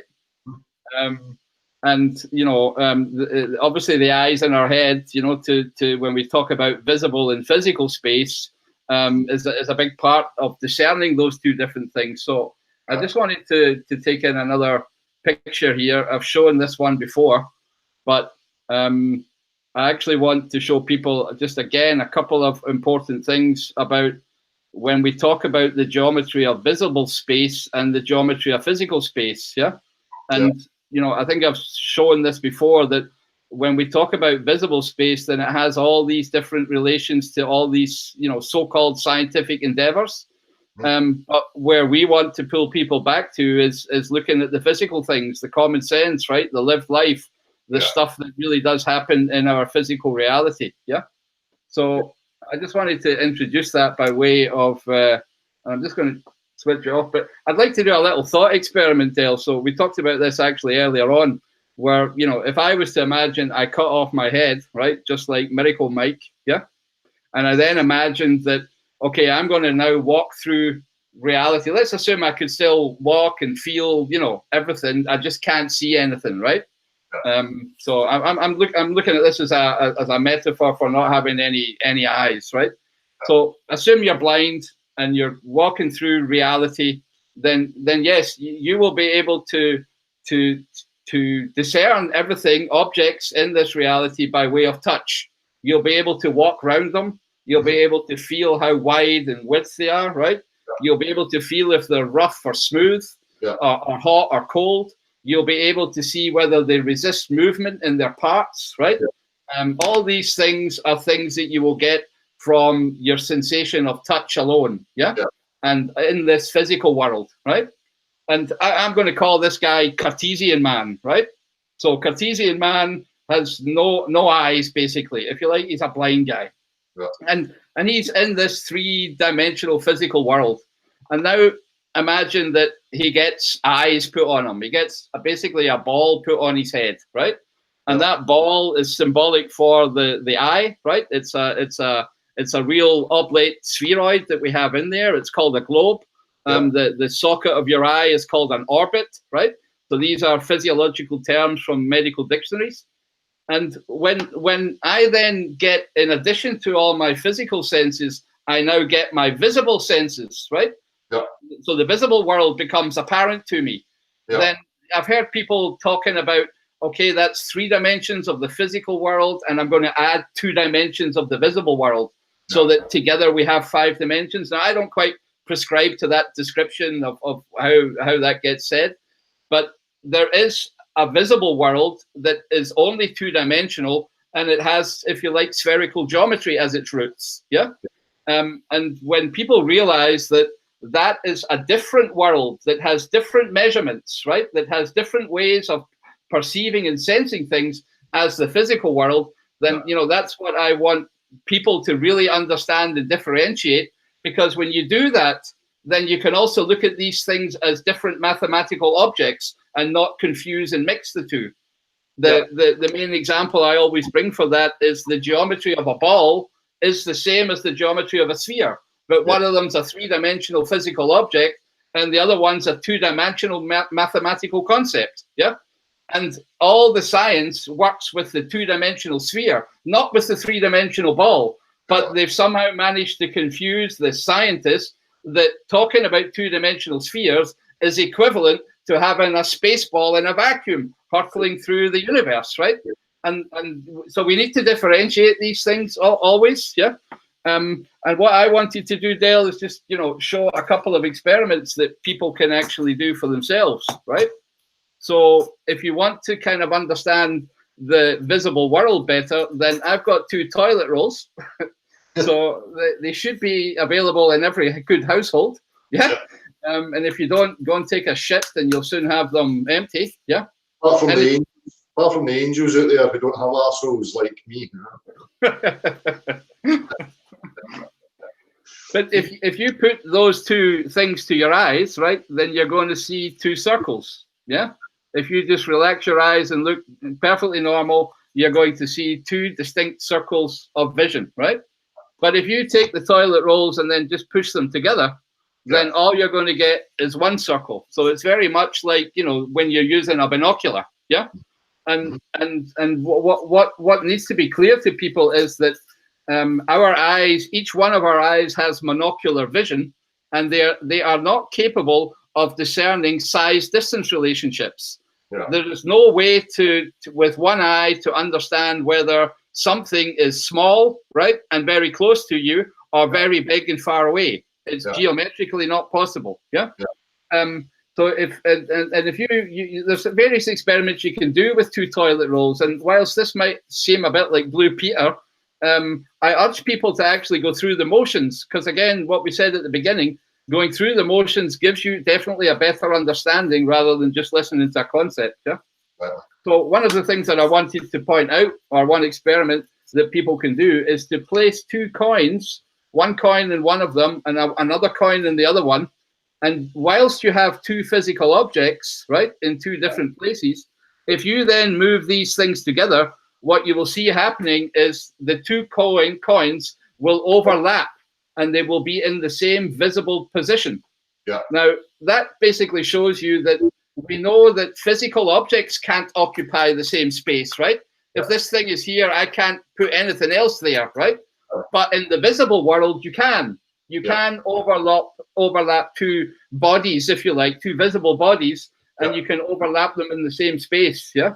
And that's, that's highly relevant for this discussion, because when they then talk about, astronomical observations and lights in the sky, then people have to realize how these concepts actually work. Yeah. Yeah, and it's exactly that, because again, without that 3-dimensional physicality to them, and as you pointed out, there's no way to tell if something's small and close or big, far away. You can't do that on vision alone. People have to start making assumptions and start from a solid ground of assuming, and then postulating from an assumption that they're trying to measure based on these assumptions. But quite clearly, as anybody can test for themselves, that's an impossibility. Unless you have access to them in 3 dimensions, you've got the physicality, you can move around them and quantify them, Yep. And just, I wanted to also just briefly bring the topic in of, there was somebody who came to a hangout, I'm not sure how long ago it was, Dale, maybe about a month ago or something, and there was a question about Dobsonian telescopes. Yeah. And they're called kind of bucket telescopes. And I just wanted to point out to people, exactly how these things work and how the astronomical telescope works, because it's a very valid point when we go forward. So just let me take my toilet roll again. Yeah. If you imagine this to be the astronomical telescope, then basically you have, a very large, object, maybe it's 10 foot long, let's say, and you've basically got a very big lens here at the front of it. So what this telescope is doing is taking very faint light rays from wherever these stars or visible objects in the sky, wherever they are, I don't know, but they're taking that light and they're through the lens here, they're bringing it to a focal point at the back, and this might be 10 feet long, right? Yeah. And basically all these lights are being concentrated into a very, very, very small object that is also inverted, because that's what happens when it goes through the focal point. So you get the image inverted here, right? Yeah. And then what you do with an astronomical telescope is basically take an eyepiece, and the eyepiece has a focal length that's very short. Yeah. So you get the eyepiece right up close to it, and you're basically then magnifying, looking at this very small image that has been made here, and you're using an eyepiece to magnify it. Yeah.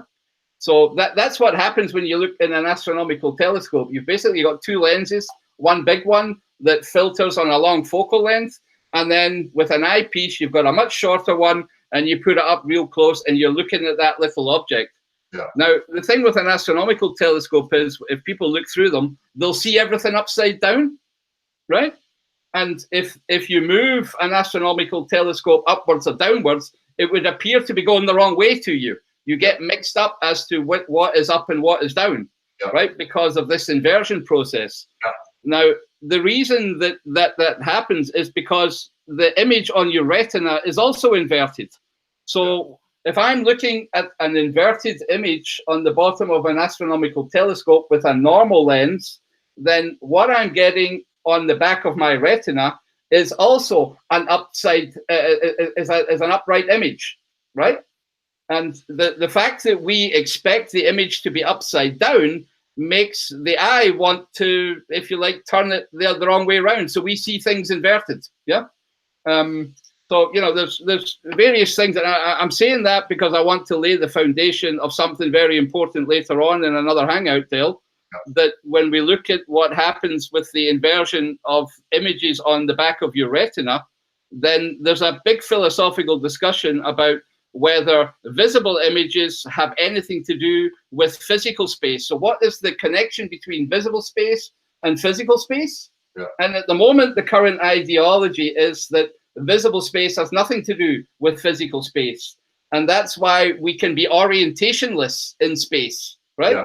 And you've heard all these stories about not knowing whether we're upside down in a ball. Yeah. And that has very much to do with, as far as I'm concerned, the inversion that's happening on the spherical retina and how we are told stories about those narratives. So, yeah, I just want to encourage people to use simple props. So there's a couple of other experiments that I think people should do with pinholes to understand how vision works. And again, not just because this is a favorite topic of mine, but again, because I feel that if the more people understand how their body functions, right, and how all these things tie together, we're trying to make sense of the quantification of natural phenomena. And you cannot do that without your visual perception. It's not possible to have a visual experience without an eye. In fact, it's not possible to have a visual experience without a material impression on the back of your retina. Yeah. So if we're going to look at the light and objects that we see, we need to understand what's happening on the back of our retina. And I'd like to take that topic a little bit further in other Hangouts, Dale. Yeah. Encourage people to do experiments with pinholes that will basically make sure that everybody understands how the eye works and what that actually means in terms of, you know, quantification of experiences. Yeah. So I said a lot, sorry, but I just want to encourage people to do these things, right? Exactly. Well, this is it. You know, people need to be encouraged. People should be taking part in it, as I say, as we said at the beginning of this, so that you have a better grasp and an actual knowing. And then, you know, you can clearly see the separation of the two phenomena, visible and tangible, and then start to bridge and see how they've done the work on, you know, superimposing visible phenomena and making assumptions and guesses and claims based purely on visible phenomena, which is absolutely preposterous. You know, and if you take part in the practical aspects, then you will see that, you will know it to be true. You know. Yep. And you don't need an expensive telescope to get the concepts. Yeah.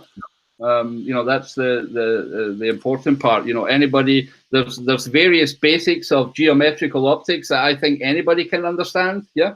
And once you understand that, then you know the whole basis of astronomy. I've seen a lot of shite online where people just regurgitate astronomy courses, going through all the historical development and who was the fucking king and who made that up and who did this, right? But there's no real empowerment of people, you know, to actually do an experiment to understand how the whole things work. I mean, it's a fairly simple concept of lenses and to get it going, to get started. Yeah. So I'd like to give a little bit more of that information out there on the. And also leads into what we were discussing in regards to colour, and what's actually going on with vision and how we see colour, because we know that it depends on what light's, you know, present, whether or not we're actually going to see colour. So as we were talking earlier, I can see red bricks, but if I go out in the moonlight, I don't. I see grey. I see black and grey.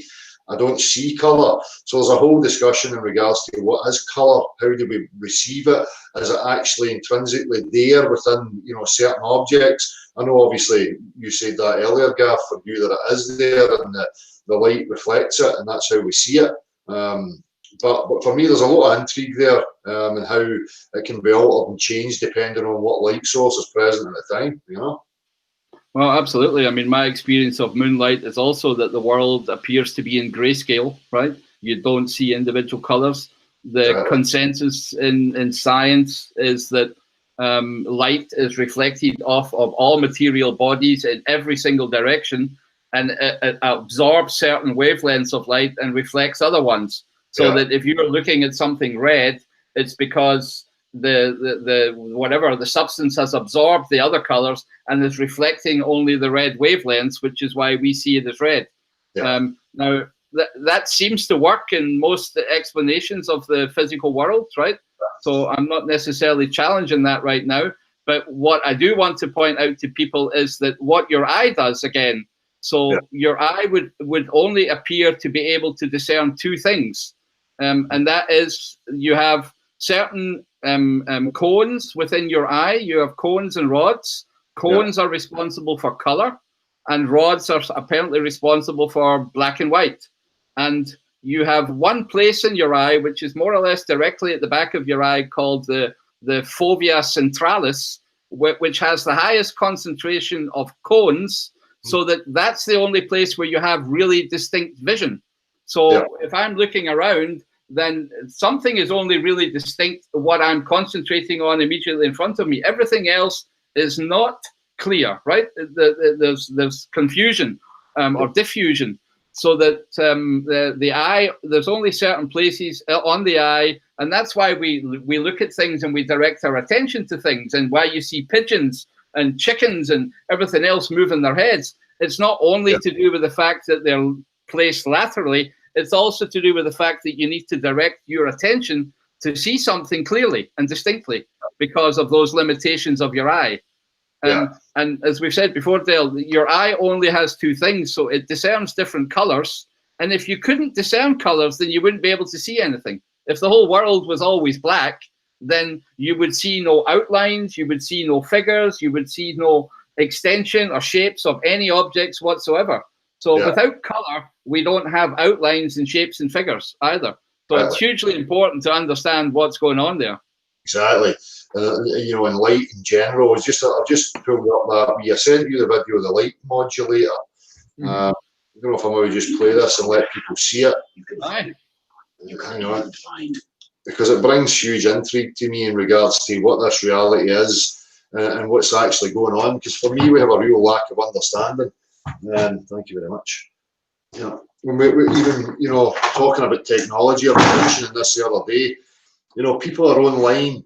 People are trying to figure out this reality, and they'll go online and they'll use this apparatus, and they'll go in there and they'll search and they'll listen to people and they'll read write-ups and diagrams and possibilities. And for me, it's like they're always missing the one important factor.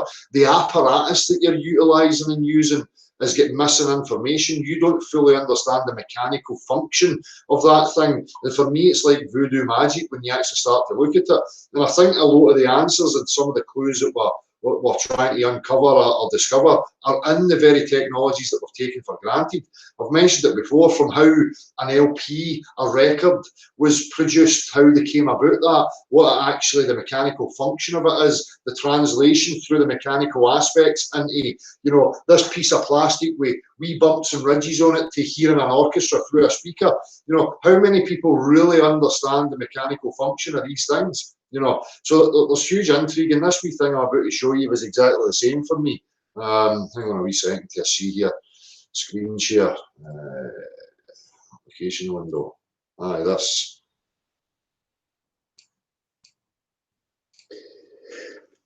Hello, hello, hello. Can't get a signal here. Oh, no wonder. It's not my mobile phone. I just picked it up. This is an extraordinary device I've just come across called a light modulator. If I turn it on, I'll show you what it does. You place it on the table, a little way away from you, The other bit of equipment you must have is this extraordinary simple torch, but it's got a lead coming from it, something very special. If I turn it on and shine it towards the little solar cell, say, what happens? Oh my goodness me. Where's that music coming from? That's my hand in the way, stopping the circuit. But the answer is it's coming from perhaps your mobile phone or something like that, because what we provide with this is a very, very special torch, and this device here, and the instructions which I'll come across. So however far back or forward you go, it carries your music, which you've got in mobile, across the air. It's like fiber optics without the fiber optic as well. Extraordinary. So we look at the leaflet as well, which goes with it. So, it's all, but how information can be carried through a light source, which for me is hugely intriguing, and the implications for that are mind-boggling for me right now. So I for one want to knuckle down and try and understand some of these technologies and how they actually work, because I think there's some clues in them in regards to what this reality is and how it actually operates. Because where does all this technology come from? It's reverse engineering. It's playing with the actual objective world and the interaction of things and understanding them. So we're missing a whole lot of that again. Part of this being swept up by the culture. Oh, I've been born and I'm this is my identity. This is where I belong. This is what I'm supposed to do. And look, I've got these wee devices that I can use and talk to my mates. And hey, and it's all just great, walking in ignorance because you can utilise and use your wee trinkets, but you don't understand the mechanical function of these things. So, and I think there's huge knowledge in some of the stuff that we have right now that maybe give us a clue into a bigger picture of what this reality is and how it functions and operates. That's just me, but. No, exactly. It's actually a fascinating device, and to be honest, Dale, light is one of these things where there's so much nonsense talked about it. And, I don't think there's anybody really out there who can really claim that he understands what light is and what it does and how it transmits and what it carries or what it modulates, all these things, how it can be used for a circuit, the way it's been shown there. So, light's one of these things that there's been so many theories of it, and, for some reason, it's got a kind of feeling of spooky action at a distance, right? And, things are happening instantaneously. Yeah, from with two objects far apart, and light is conveying something. So yeah, I mean, I'm not pretending to know all the answers too. I've heard all the theories, I've seen all the equations, right? But it hasn't really made me fully understand what the fuck it is. And as far as I'm concerned, that's my objective too, is making more sense of these things. Exactly, and for me, my focus would be there, and I would encourage people to try and turn their attentions to these things. Not to overlook them. As I say, people are caught up by reading books from philosophers and gurus and write-ups online and such done this, and none of the answers are there. I think for me they're right under our noses. I mean, this thing that we're utilising and using right now is a great example. Who really knows the mechanical functions of these things and what each component is broken down into and how it's related to each other? I mean, because I don't. I'm sure probably there will be people out there, and I'm talking from ignorance, but again, it's just about being honest and thinking, well, I have to try and understand them. I have to put my attentions there. If I'm looking for bigger answers and trying to connect dots, then you've got to go there. Can't just overlook it all the time. Yep, and again, make the practical experiences yourself. Don't just look at an equation, pretend to understand it, right, and pretend to use it, and component fitting. The way you've described it before, just because you know how to work a spanner and can touch a machine doesn't mean you understand the fully functioning, principles behind the machine. And those are the things that, are really empty as far as I'm concerned in a lot of science. Yeah. And it's in everything that, there's billions of people who drive cars every day, but they don't know anything about the mechanical function or how that operates and what the full system actually is. So that's kind of what I'm pointing at. We utilise and use things without having a real grasp or an understanding of the mechanical nature of it. And, that's, for me, that's important. That should be part of everyday learning. Everything should be looked at, broken apart and understood, Yep. I mean, there was one thing I was looking at, how in the old days people, the concept of voodoo, Dale, right? You've got a wee doll, and you can stab it, And, you're supposed to be able to cause physical bodily harm to something, thousands of miles away or another person, right? Yeah, action at a distance. Spooky action at a distance, right? And, back in those days, then people didn't really have a concept of scale either, right? So, the little voodoo man was supposed to represent maybe a 6-foot person, right? So, you've got this, contraction, if you like, down to a little puppet, first of all. And then you've got this idea that if you stab it, then you can influence that thing far away. And while a lot of these things might seem to be primitive, ignorant, stupid things, right? I know that a lot of people believe in them. And I know a lot of people would say, hey, I've had an experience of something like that. So, I'm not saying it's correct, but I'm not discounting a lot of things either, Dale. Until it's actually fully understood what's happening there. Exactly, because we're all connected through a medium and none of us fully understand what that medium is. The heliocentric, materialistic dogma paradigm has tried to remove that. And people have heard that you refer to as the ether or whatever. We seem to be aligned and sequenced within this grid that we can't see, this space that's between us, and there's things happening, information's being carried through light, all different variations going on. So I don't know where I was going there. I lost my train of thought, but fuck it. Are you still there, Gav? You froze if I froze. Is it me? Am I still here? Can anybody hear me? My chat box moving. Sandra, Gav.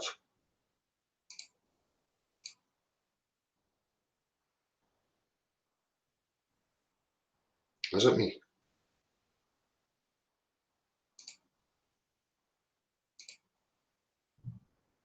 Can you hear me? Cool. So is that a problem with Gav's side then?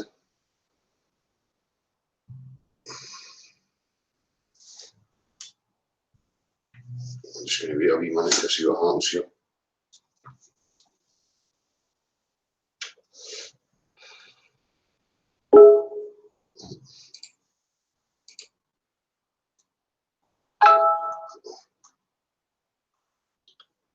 Oh, that's all right. It's a problem with his computer. That's fine. So, there's loads of aspects that open up avenues of discussion. People will say, well, it's not relevant. It is all relevant. For me, it's all relevant. If we're not understanding the apparatus, the technology that we're encompassed in and that we're using and utilising, then, if we don't go there and we start, unraveling the nuts and bolts of that, how does anybody ever conceive that we're going to progress or get out of these situations and environments that we're in right now, the thing that we call life, if we don't go to these points and speak at them and needle them? So for me, it's hugely relevant to, what the earth is, what the objective reality is, how people have managed to manipulate narratives and stories into us, where we gave our power away. Every part of this is all relevant. It's not just, we'll just ignore it all, or go on a fucking boat and go to the next fucking pond and cause fucking chaos there. We are fucking neurotic impulses of fucking idiocy. Do you know what I mean? That's just no fucking progress at all, is it? Running away. So it's all relevant as far as I'm concerned. And if you don't like it, fuck you. You're a moron. Carry on in blind ignorance, clutching at straws.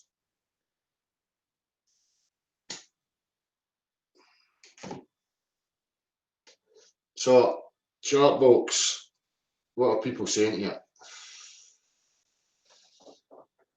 Exactly, individual perspective, one step at a time. You get to fuck.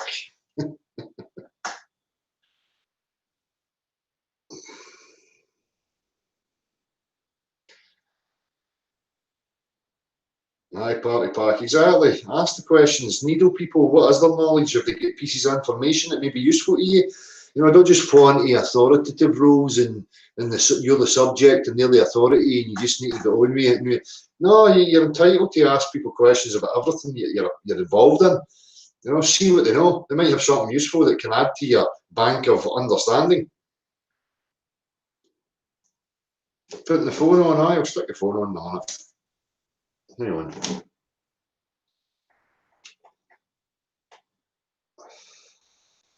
How do you learn about flat Earth? Well, what do you mean learn about flat Earth? What you need to turn your attention to is the globe claim. You know, the Earth's demonstrably a level plane. We utilise the understanding that it's a level plane in every aspect of our daily living. You know, the substances in reality in your direct experience are telling you. So what you need to address is, why would you believe an absurdity like a globe? Turn your attention to that. Try and, you know, be intellectually honest and say, well, I'm going to look at this objectively and see what it actually adds up to. So turn your attention there. There's no concept offered here. We're not here telling you that the Earth's this and it's that, it's got an ice wall and domes and all that stuff.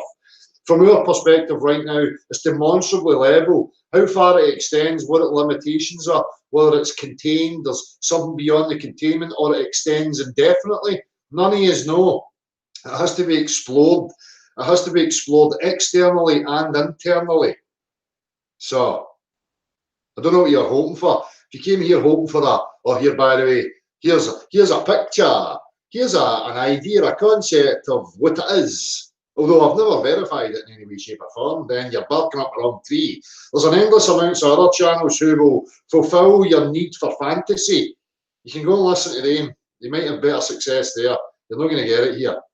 Focus your attention on your belief that you live on an absurd cartoon. And then once you realise it's an absurd cartoon, stand in real honesty and say, well, I don't know what it really is then. Maybe I better join the other people who are questioning it with real honesty. What are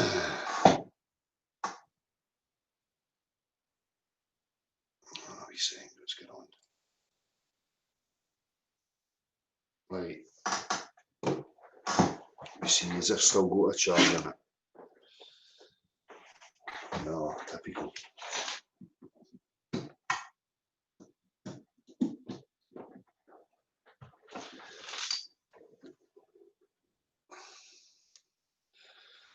I'm just going to need to get a wee minute until it fires up, and then I'll give the number out.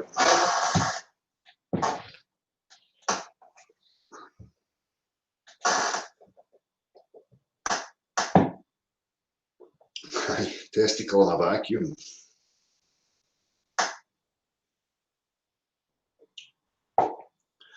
So I don't know if, you know, what's been talked about here this evening, and again, in regards to things like consciousness and, you know, postulating possibilities, none of that was claims. It's just thought processing that goes on with myself.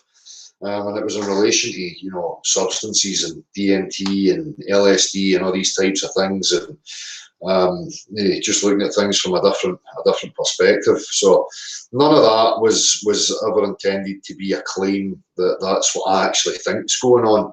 You know, we're just trying to break things apart and look at it in a different light.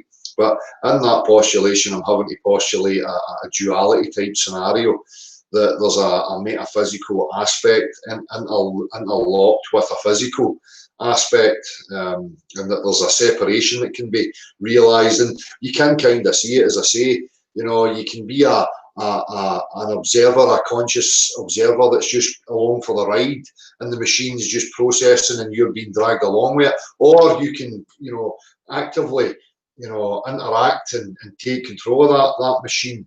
So there is definitely some sort of separation going on, you know. And for these people that try and tell you that there is no will or intent or consciousness, they're fucking absolute clowns. If people are telling you that, why are you even speaking to them? Because you're obviously speaking to a bunch of fucking meat that doesn't have any real consciousness or any rational, logical reasoning processes, because that's what they're trying to tell you. But what they're trying to tell you, they think that you should take it as some sort of relevance or place importance upon it, which is totally bizarre.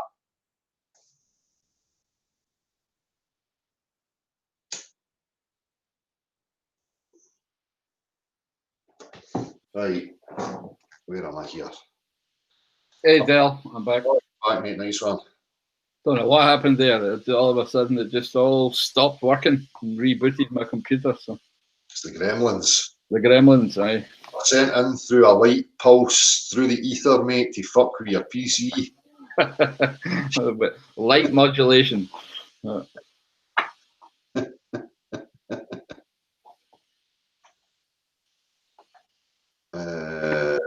Right, how do I get this again? Hold on. I can't remember. I should have wrote it down. No, what am I doing? Sorry, people. I'll come to the chat box in a wee second. You firing up the phone? I'm just going to open the phone up, aye. So the number for anybody that wants to call or whatever, 07425 407 853.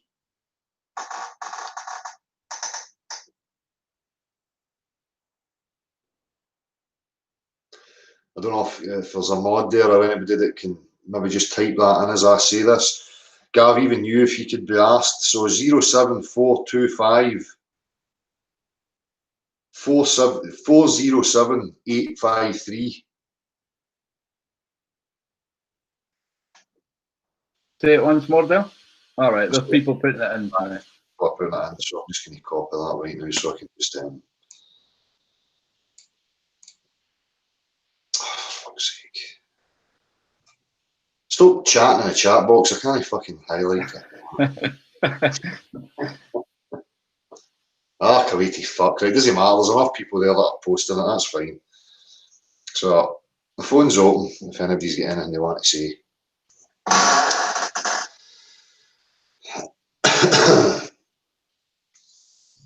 So we go.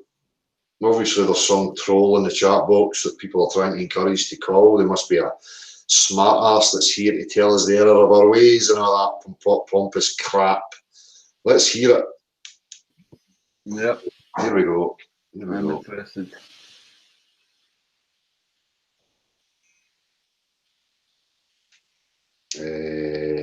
Oops, they hung up. I need to call back again. I was just about to answer it there.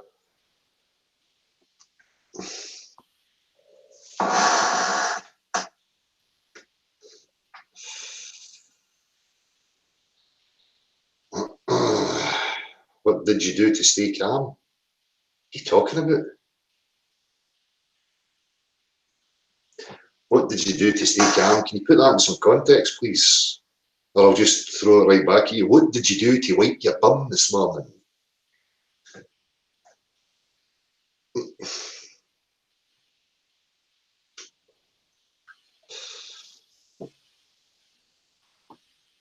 So it's always the same. There's a request for the number and people are keen. They're going to let us know some stuff or whatever and then don't use it. What's that about? Don't be scared. As I say, it would be great if if it was even people giving suggestions as to the kind of topics we should cover or experiments that we should look at. Or so I'm very willing to invest time and effort into things that people would like to see. Exactly. To try and break it down to make sense of it. Especially if I can't make sense of it, I'm very willing to on the journey with others to do that. So. Exactly. And again, another aspect I would like to compile is if people, mimic the practical aspects, then we can compile them. Sorry, this is a phone line. Hello? Hello, Dale. Who's this? It's John. John, how you doing, John? It's on the chat. Cool. Just a couple of things, if anybody wants to look into stuff, now you were saying. Right. With magnetism and stuff, I know it's a wee bit out there. I came across a few things that interested me and might interest some other people. It was all documentaries for the BBC and stuff. Right. I wrote it down, like, Professor Eric Laithwaite. Sorry, say that again? Professor Eric Laithwaite. He's done quite a few films on magnetism and stuff. Okay, and is he off on practicality that people can replicate and test for themselves? Oh, aye. That's definitely, right. Aye. Good. It's all there and could be replicated. I've scribbled a lot of stuff down and I can't remember. No, just the sources is good enough, mate, and then people can check it out for themselves and see if there's anything they can utilise or is of use to them. So I'll have a wee look as well, because I want to invoke and look at magnetism in regards to air and pressure and what actually goes on between magnets and different substances, You know, when we talk about attraction and stuff, and I want to try and needle in and see if that is as an actual attraction, or you know what's actually going on. So I mean we'll get there because next. It interested me so much that you know, I ended up spending like 2 hours watching stuff. I'm like, what the fuck's the time then? Exactly. Well, as I say, next week I think one of the first things I'm going to maybe focus on is pressure, air pressure, and you know the interaction of gases and stuff like that. So I know magnetism is going to play a role in it at some point. So I'll have a look at that. Cheers for that, mate. I can just give you a couple other wee things. It was Flat Out Wrong Part 1 was the title of the video. Okay. And it came from what the fuck that says, Martimer81. Right. See, if you're in the chat box, you know you can type these things in and click it into the chat box so that other people can see it. So I'll do that after I've come off the phone with you. Right. And it came from the Imperial College of London, 1975. Right. So it's kind of older stuff, you know. Yeah. But when you say that stuff's been removed from the spelling system, that clicked in me. I was like, aye, definitely. Aye, you know, I went to school and they taught me fuck all. That's how I left. Exactly. Fuck all. You know. Yeah. So basically that, mate. You know. Nice one. one. Waste your time. So just a couple of things there if folk are interested in that, because it really interests me, magnetism and all the other stuff. And you were talking about ether and you know, there's a connection there somewhere, and there definitely is, because look at radio waves and look at everything else and how it comes about, you know. Exactly, aye. There's a lot to uncover, mate, and a lot to understand. So I appreciate it. No bother, buddy, right? Take it easy. Cheers, man. Cheers, bud. Smell you. Aye, snuff you.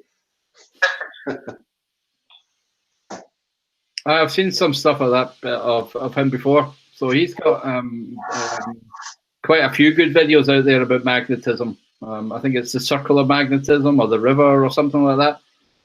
The video's called, and it's really good. And he did a lot of work on gyroscopes as well.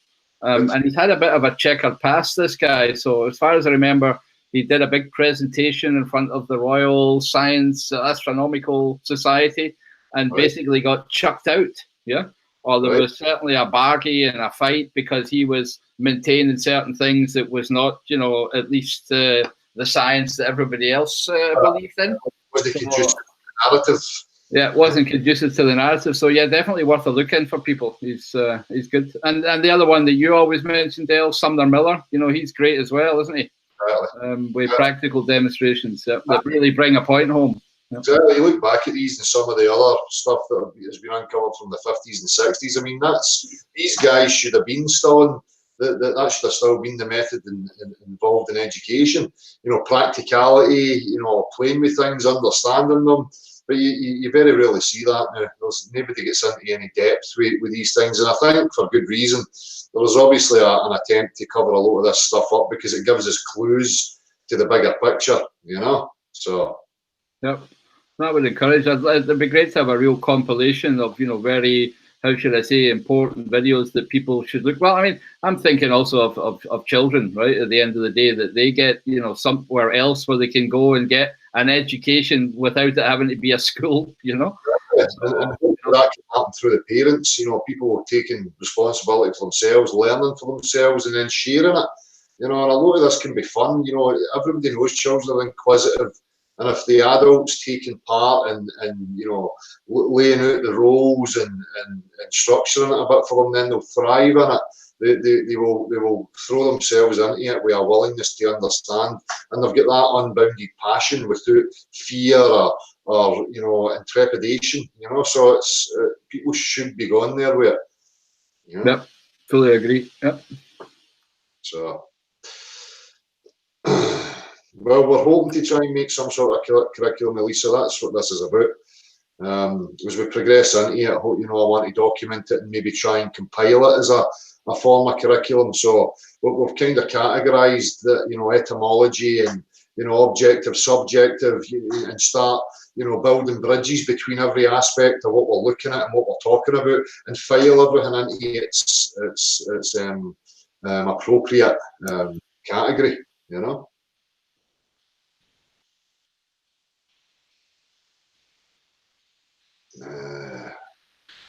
Invalid phone number. Can it be that somebody just phoned that a minute ago? Could one of the mods or somebody who has it copied the number, could they post it again?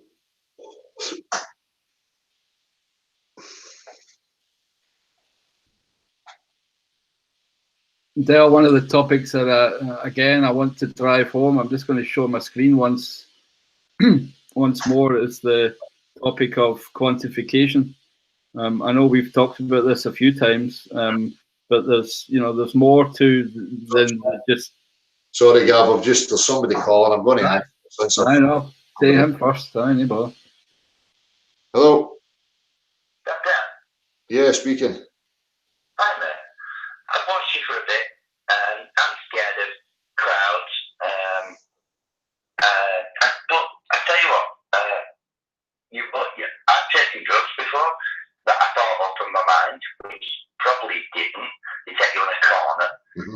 But you've been the refreshing way of the way you speak and stuff, the way you just don't take shit. Yeah. Fucking hell, man. I'm a shy introvert, but a bad extrovert. I drink sometimes, so I'm a little bit tipsy at the moment. I've been trying to ring you for ages, but I've never got the call, to ring you. Yeah. Aye. I've watched your books. You look at my channel, right? I've looked at all the shit and all the shields and all the dicks and all the troopers. And I've been around the tree a few times, Yeah. Yeah. Yeah. But the truth is easy. Exactly. You make it hard. Not you, but you make it hard to yourself. Exactly. You've got something that puts you down. You put yourself down. Yeah. I was a taxi driver for 12 years in the Rochdale area. Right? My name is Tony Carver, and I'll tell you my fucking phone number if you want it. I don't give a shit about that. Yeah. I talk to like millions of people, probably thousands of people, and I was always like, what's this going on? What's going on? And they were never interested. They were always eyeballing a new car or a new bird or money. Chasing the shiny. Yeah. I fell down to what's that? I tell you, I fell down on my knees for one. You know what I mean? I did it. I've got three. I had three wives almost. I've married the four. I do say four. I married the first one 10 years, something like that. We got two kids, and I married the second one. I didn't marry the second one, so it was 10 years. I've been around, and it's like, what the fuck are these like Russian kids? What the fuck?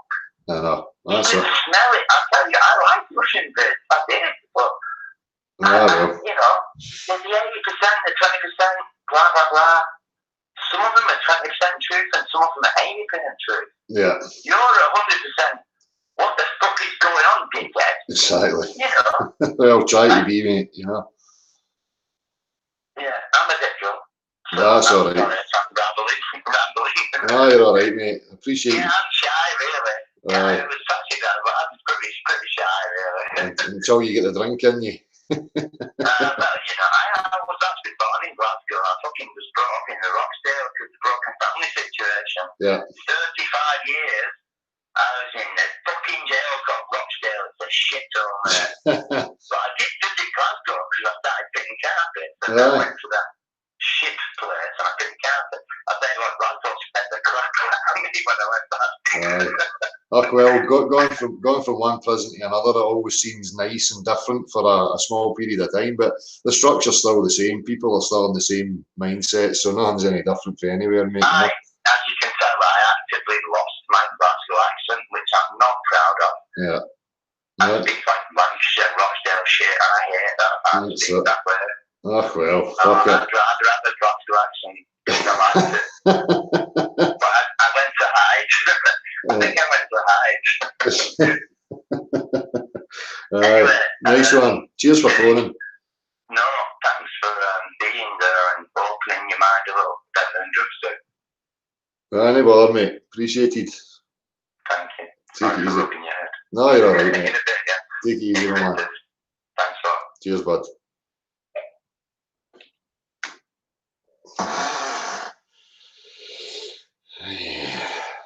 Sorry, somebody was asking as well, why do people join cults and stuff? Because they're looking for certainty. They're looking for some belonging, clutching at straws. Right. So sorry, Gav, you were going to present something quickly, weren't you? Yeah, I just wanted to drive a couple of points home again. Yeah. I don't know if you're screen sharing. Yeah. Screen sharing, mate. That's fine. So, you know, one of the things that this is all part of is this idea of quantifying things. There's been so many, you know, I'll start differently. It's very difficult to understand what a quantity is, right? And there's been very many different kinds of definitions over the years about what is a quantity.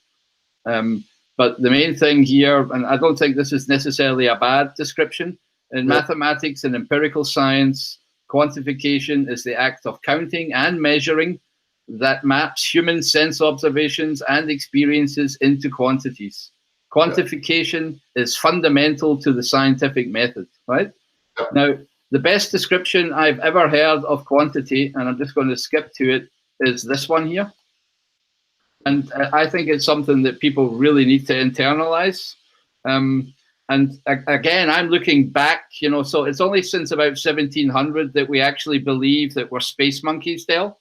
You know, I think anything before 1700, you know, if I think of Aristotle or Euclid or, you know, any of these people going back, they didn't believe in any of that fucking nonsense, you know.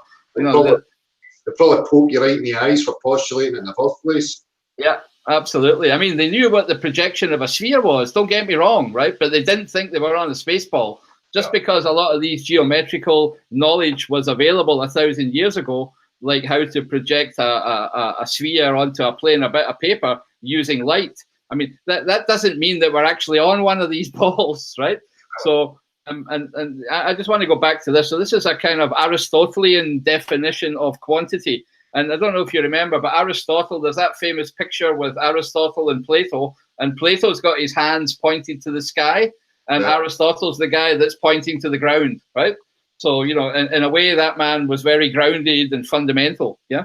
And basically, you know, one of the definitions that he had was that if you want to measure something, then you have to be able to measure it using its own kind.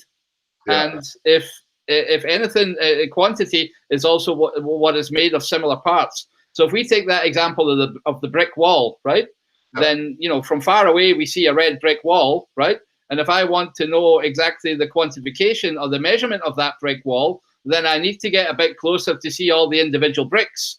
And a brick would be a similar part in a wall of bricks. And according to the size of that individual brick, the unit, if you like, of the wall, then that's how I quantify the size of the whole wall, by using the individual bricks, right? To understand, I want to buy, if I want to build a 6-foot wall, then I know how high one brick is, right? So I know how many of them to put on top, right? Now, the main thing that I want to point out here is that does not just apply to physical objects in the physical space, but it also applies to visible objects in visible space, And that, if that is not correctly discerned and we don't understand exactly what's happening there, then that's where the confusion can start. So if I think of the similar parts of a circle, if I divide it into 360 degrees, right, and then I measure things, then, you know, we need to understand that what we're doing there is we're trying to measure similar parts of something. And if it doesn't have similar parts, you can't compare apples and oranges, right? You can count them. But you need to know the parts in the first place. Exactly. Sorry, on you go. No, and I'm just saying that's what's missing. And again, you know, you can see, you know, you see a lot of globe dogmatist zealots who will interchange the two aspects of, you know, you've seen that in the side view profile that they will use for, you know, a visible phenomena, and then they'll jump to showing a side profile view of a tangible geometry, you know, and try and represent how things should be in accordance to visible space. but they're intertwining the two geometries. I don't know if I'm using the right words there, but I think you get what I mean. Absolutely. I mean, that goes back to this picture here, where, you know, if you like, when we're measuring things physically, then we're using the proportions of the substantial object, right? And we're measuring the sizes and magnitudes of things with respect to each other, that being the important thing. Whereas when we're doing visible measurements, then we're doing it always with respect to the eye in a particular situation. Because we know from lived life, Dale, that if I walk around my room, the shape and figure of things that I see changes all the time, right? So it has to do with exactly where my eye is, and not to do with the physical matter or substance that we're playing with, right? And that differentiation needs to be very clear. But the definition of quantity, as defined here, is good for both, right? And that's one of the important things. So if anybody ever says to you, how do I measure something? Then just think about this. You need to measure it with its own kind, right? So you can't measure a wall by apples, right? You have to do it with bricks. And the whole thing needs to be made up of similar parts, right?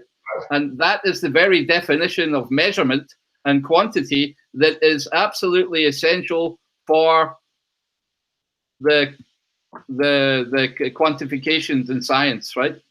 So again, you've said it often enough too. You know, measurement is just a mathematical tool to describe natural phenomena, and that's basically what we're trying to do here, right? Make sense of that stuff in terms of real physical substance, in terms of ourselves as being an intricate part of that whole natural phenomena.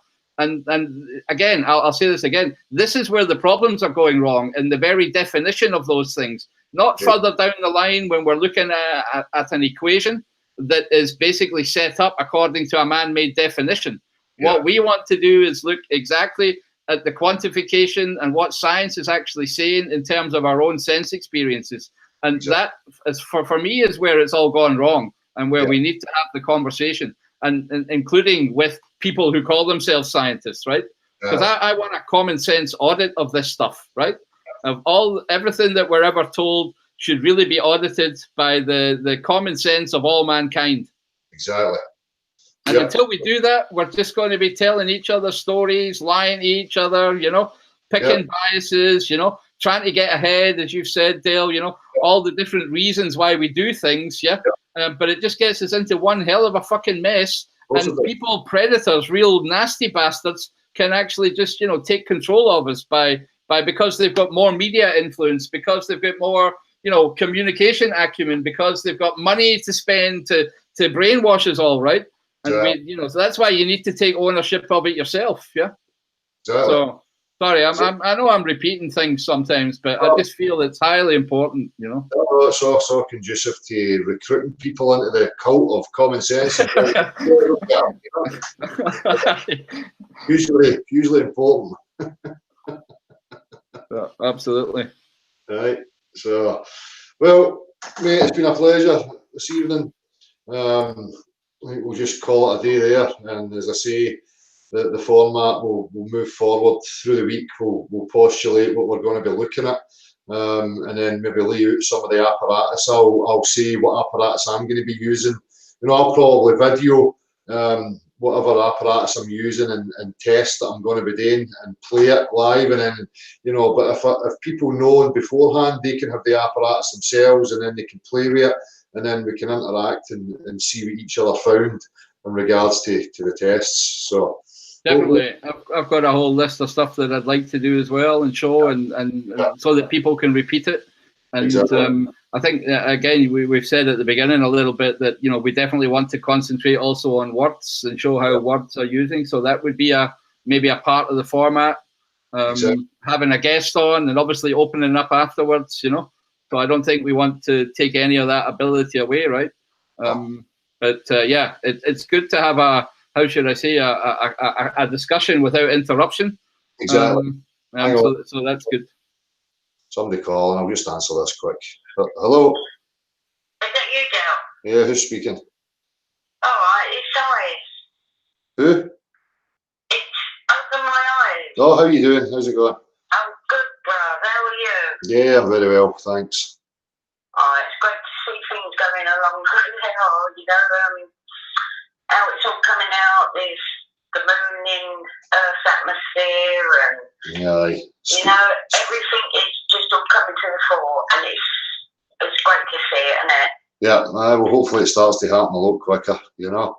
I'm always suspicious about why they're putting these things out there, though, so I would suspend any expectation and just wait to see where they try and sow a narrative in, you know. Exactly. Where they're going to go with this one, you exactly. know, it's getting very fascinating.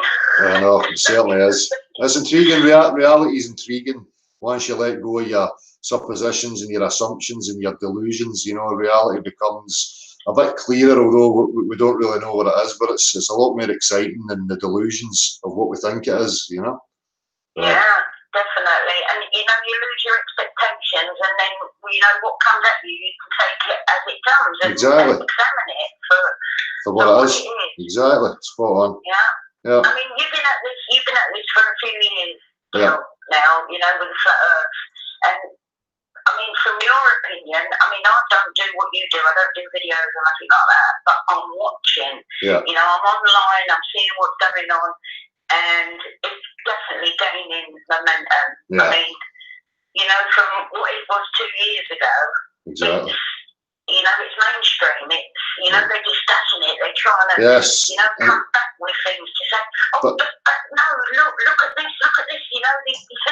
Yeah, and I'd always remain sceptical about why that's been allowed to happen and encouraged, you know. So people still again need to suspend expectation and just take things and decipher what's happening from each moment in time, you know, so that people don't get caught up in some other new.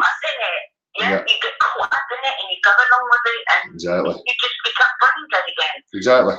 But, you know, I mean, once you wake up to the truth, you don't want to go back there, because it's just like, you know, that guy in the Matrix who wants to get plugged back in. Exactly. You know, fuck that. I don't want that state, thanks very much. Exactly. I'd rather stay awake and stay starving. Exactly. Aye, quite right. My mind's my own. Exactly. Spot on. Yeah. Perfect. No, it's a wonderful thing that's happening, and Godspeed to it all. And it's, you know, we there's no going away from this now. We can just go on and upwards and further to the truth. And once it's out, shit, man, everyone's going to be looking around and saying, "How the fuck did we not know this?" This is it. Yeah. Well, hopefully that would be a good situation. But we'll see. As I say, I don't have any expectation. I'll just watch it and pay attention to what's happening. Right. Yeah, we're here for the ride, and so fuck, we're awake. Exactly. Yeah. No, love you, brother. Blessings from London. You know, you're the only Scottish guy I can understand. That's a special achievement. All right. You take care. Love you. Love your channel, love your chat, guys. Everyone in the chat room's brilliant. Nice one. Appreciate it. All right. Take care. God bless. Take care. Bye-bye. Right. Gav, are you still there, aye? Aye, I am indeed. But as you say, we'll just knock it on the head. Aye. I've really enjoyed it. Let's continue. Yeah. I'm just going to... So as I say, next week of the screen share and the stuff all sorted out. So once we've got through what we're presenting, we'll be opening up as usual, and hopefully people can come in and contribute to whatever the topic of discussion is, you know. So good man. Right. I'll take my dog out now. So me too. Speak to you soon, my man. Thanks to everybody. See ya. Take it easy, bud. Well, appreciate it, people. Again, mods as always, much appreciated. Hopefully there was some useful stuff for people this evening. Take something away from it, whatever. If you don't, you don't, you know. But aye, that's going to be what's happening from now on. So take care of yourself, people. See you very soon.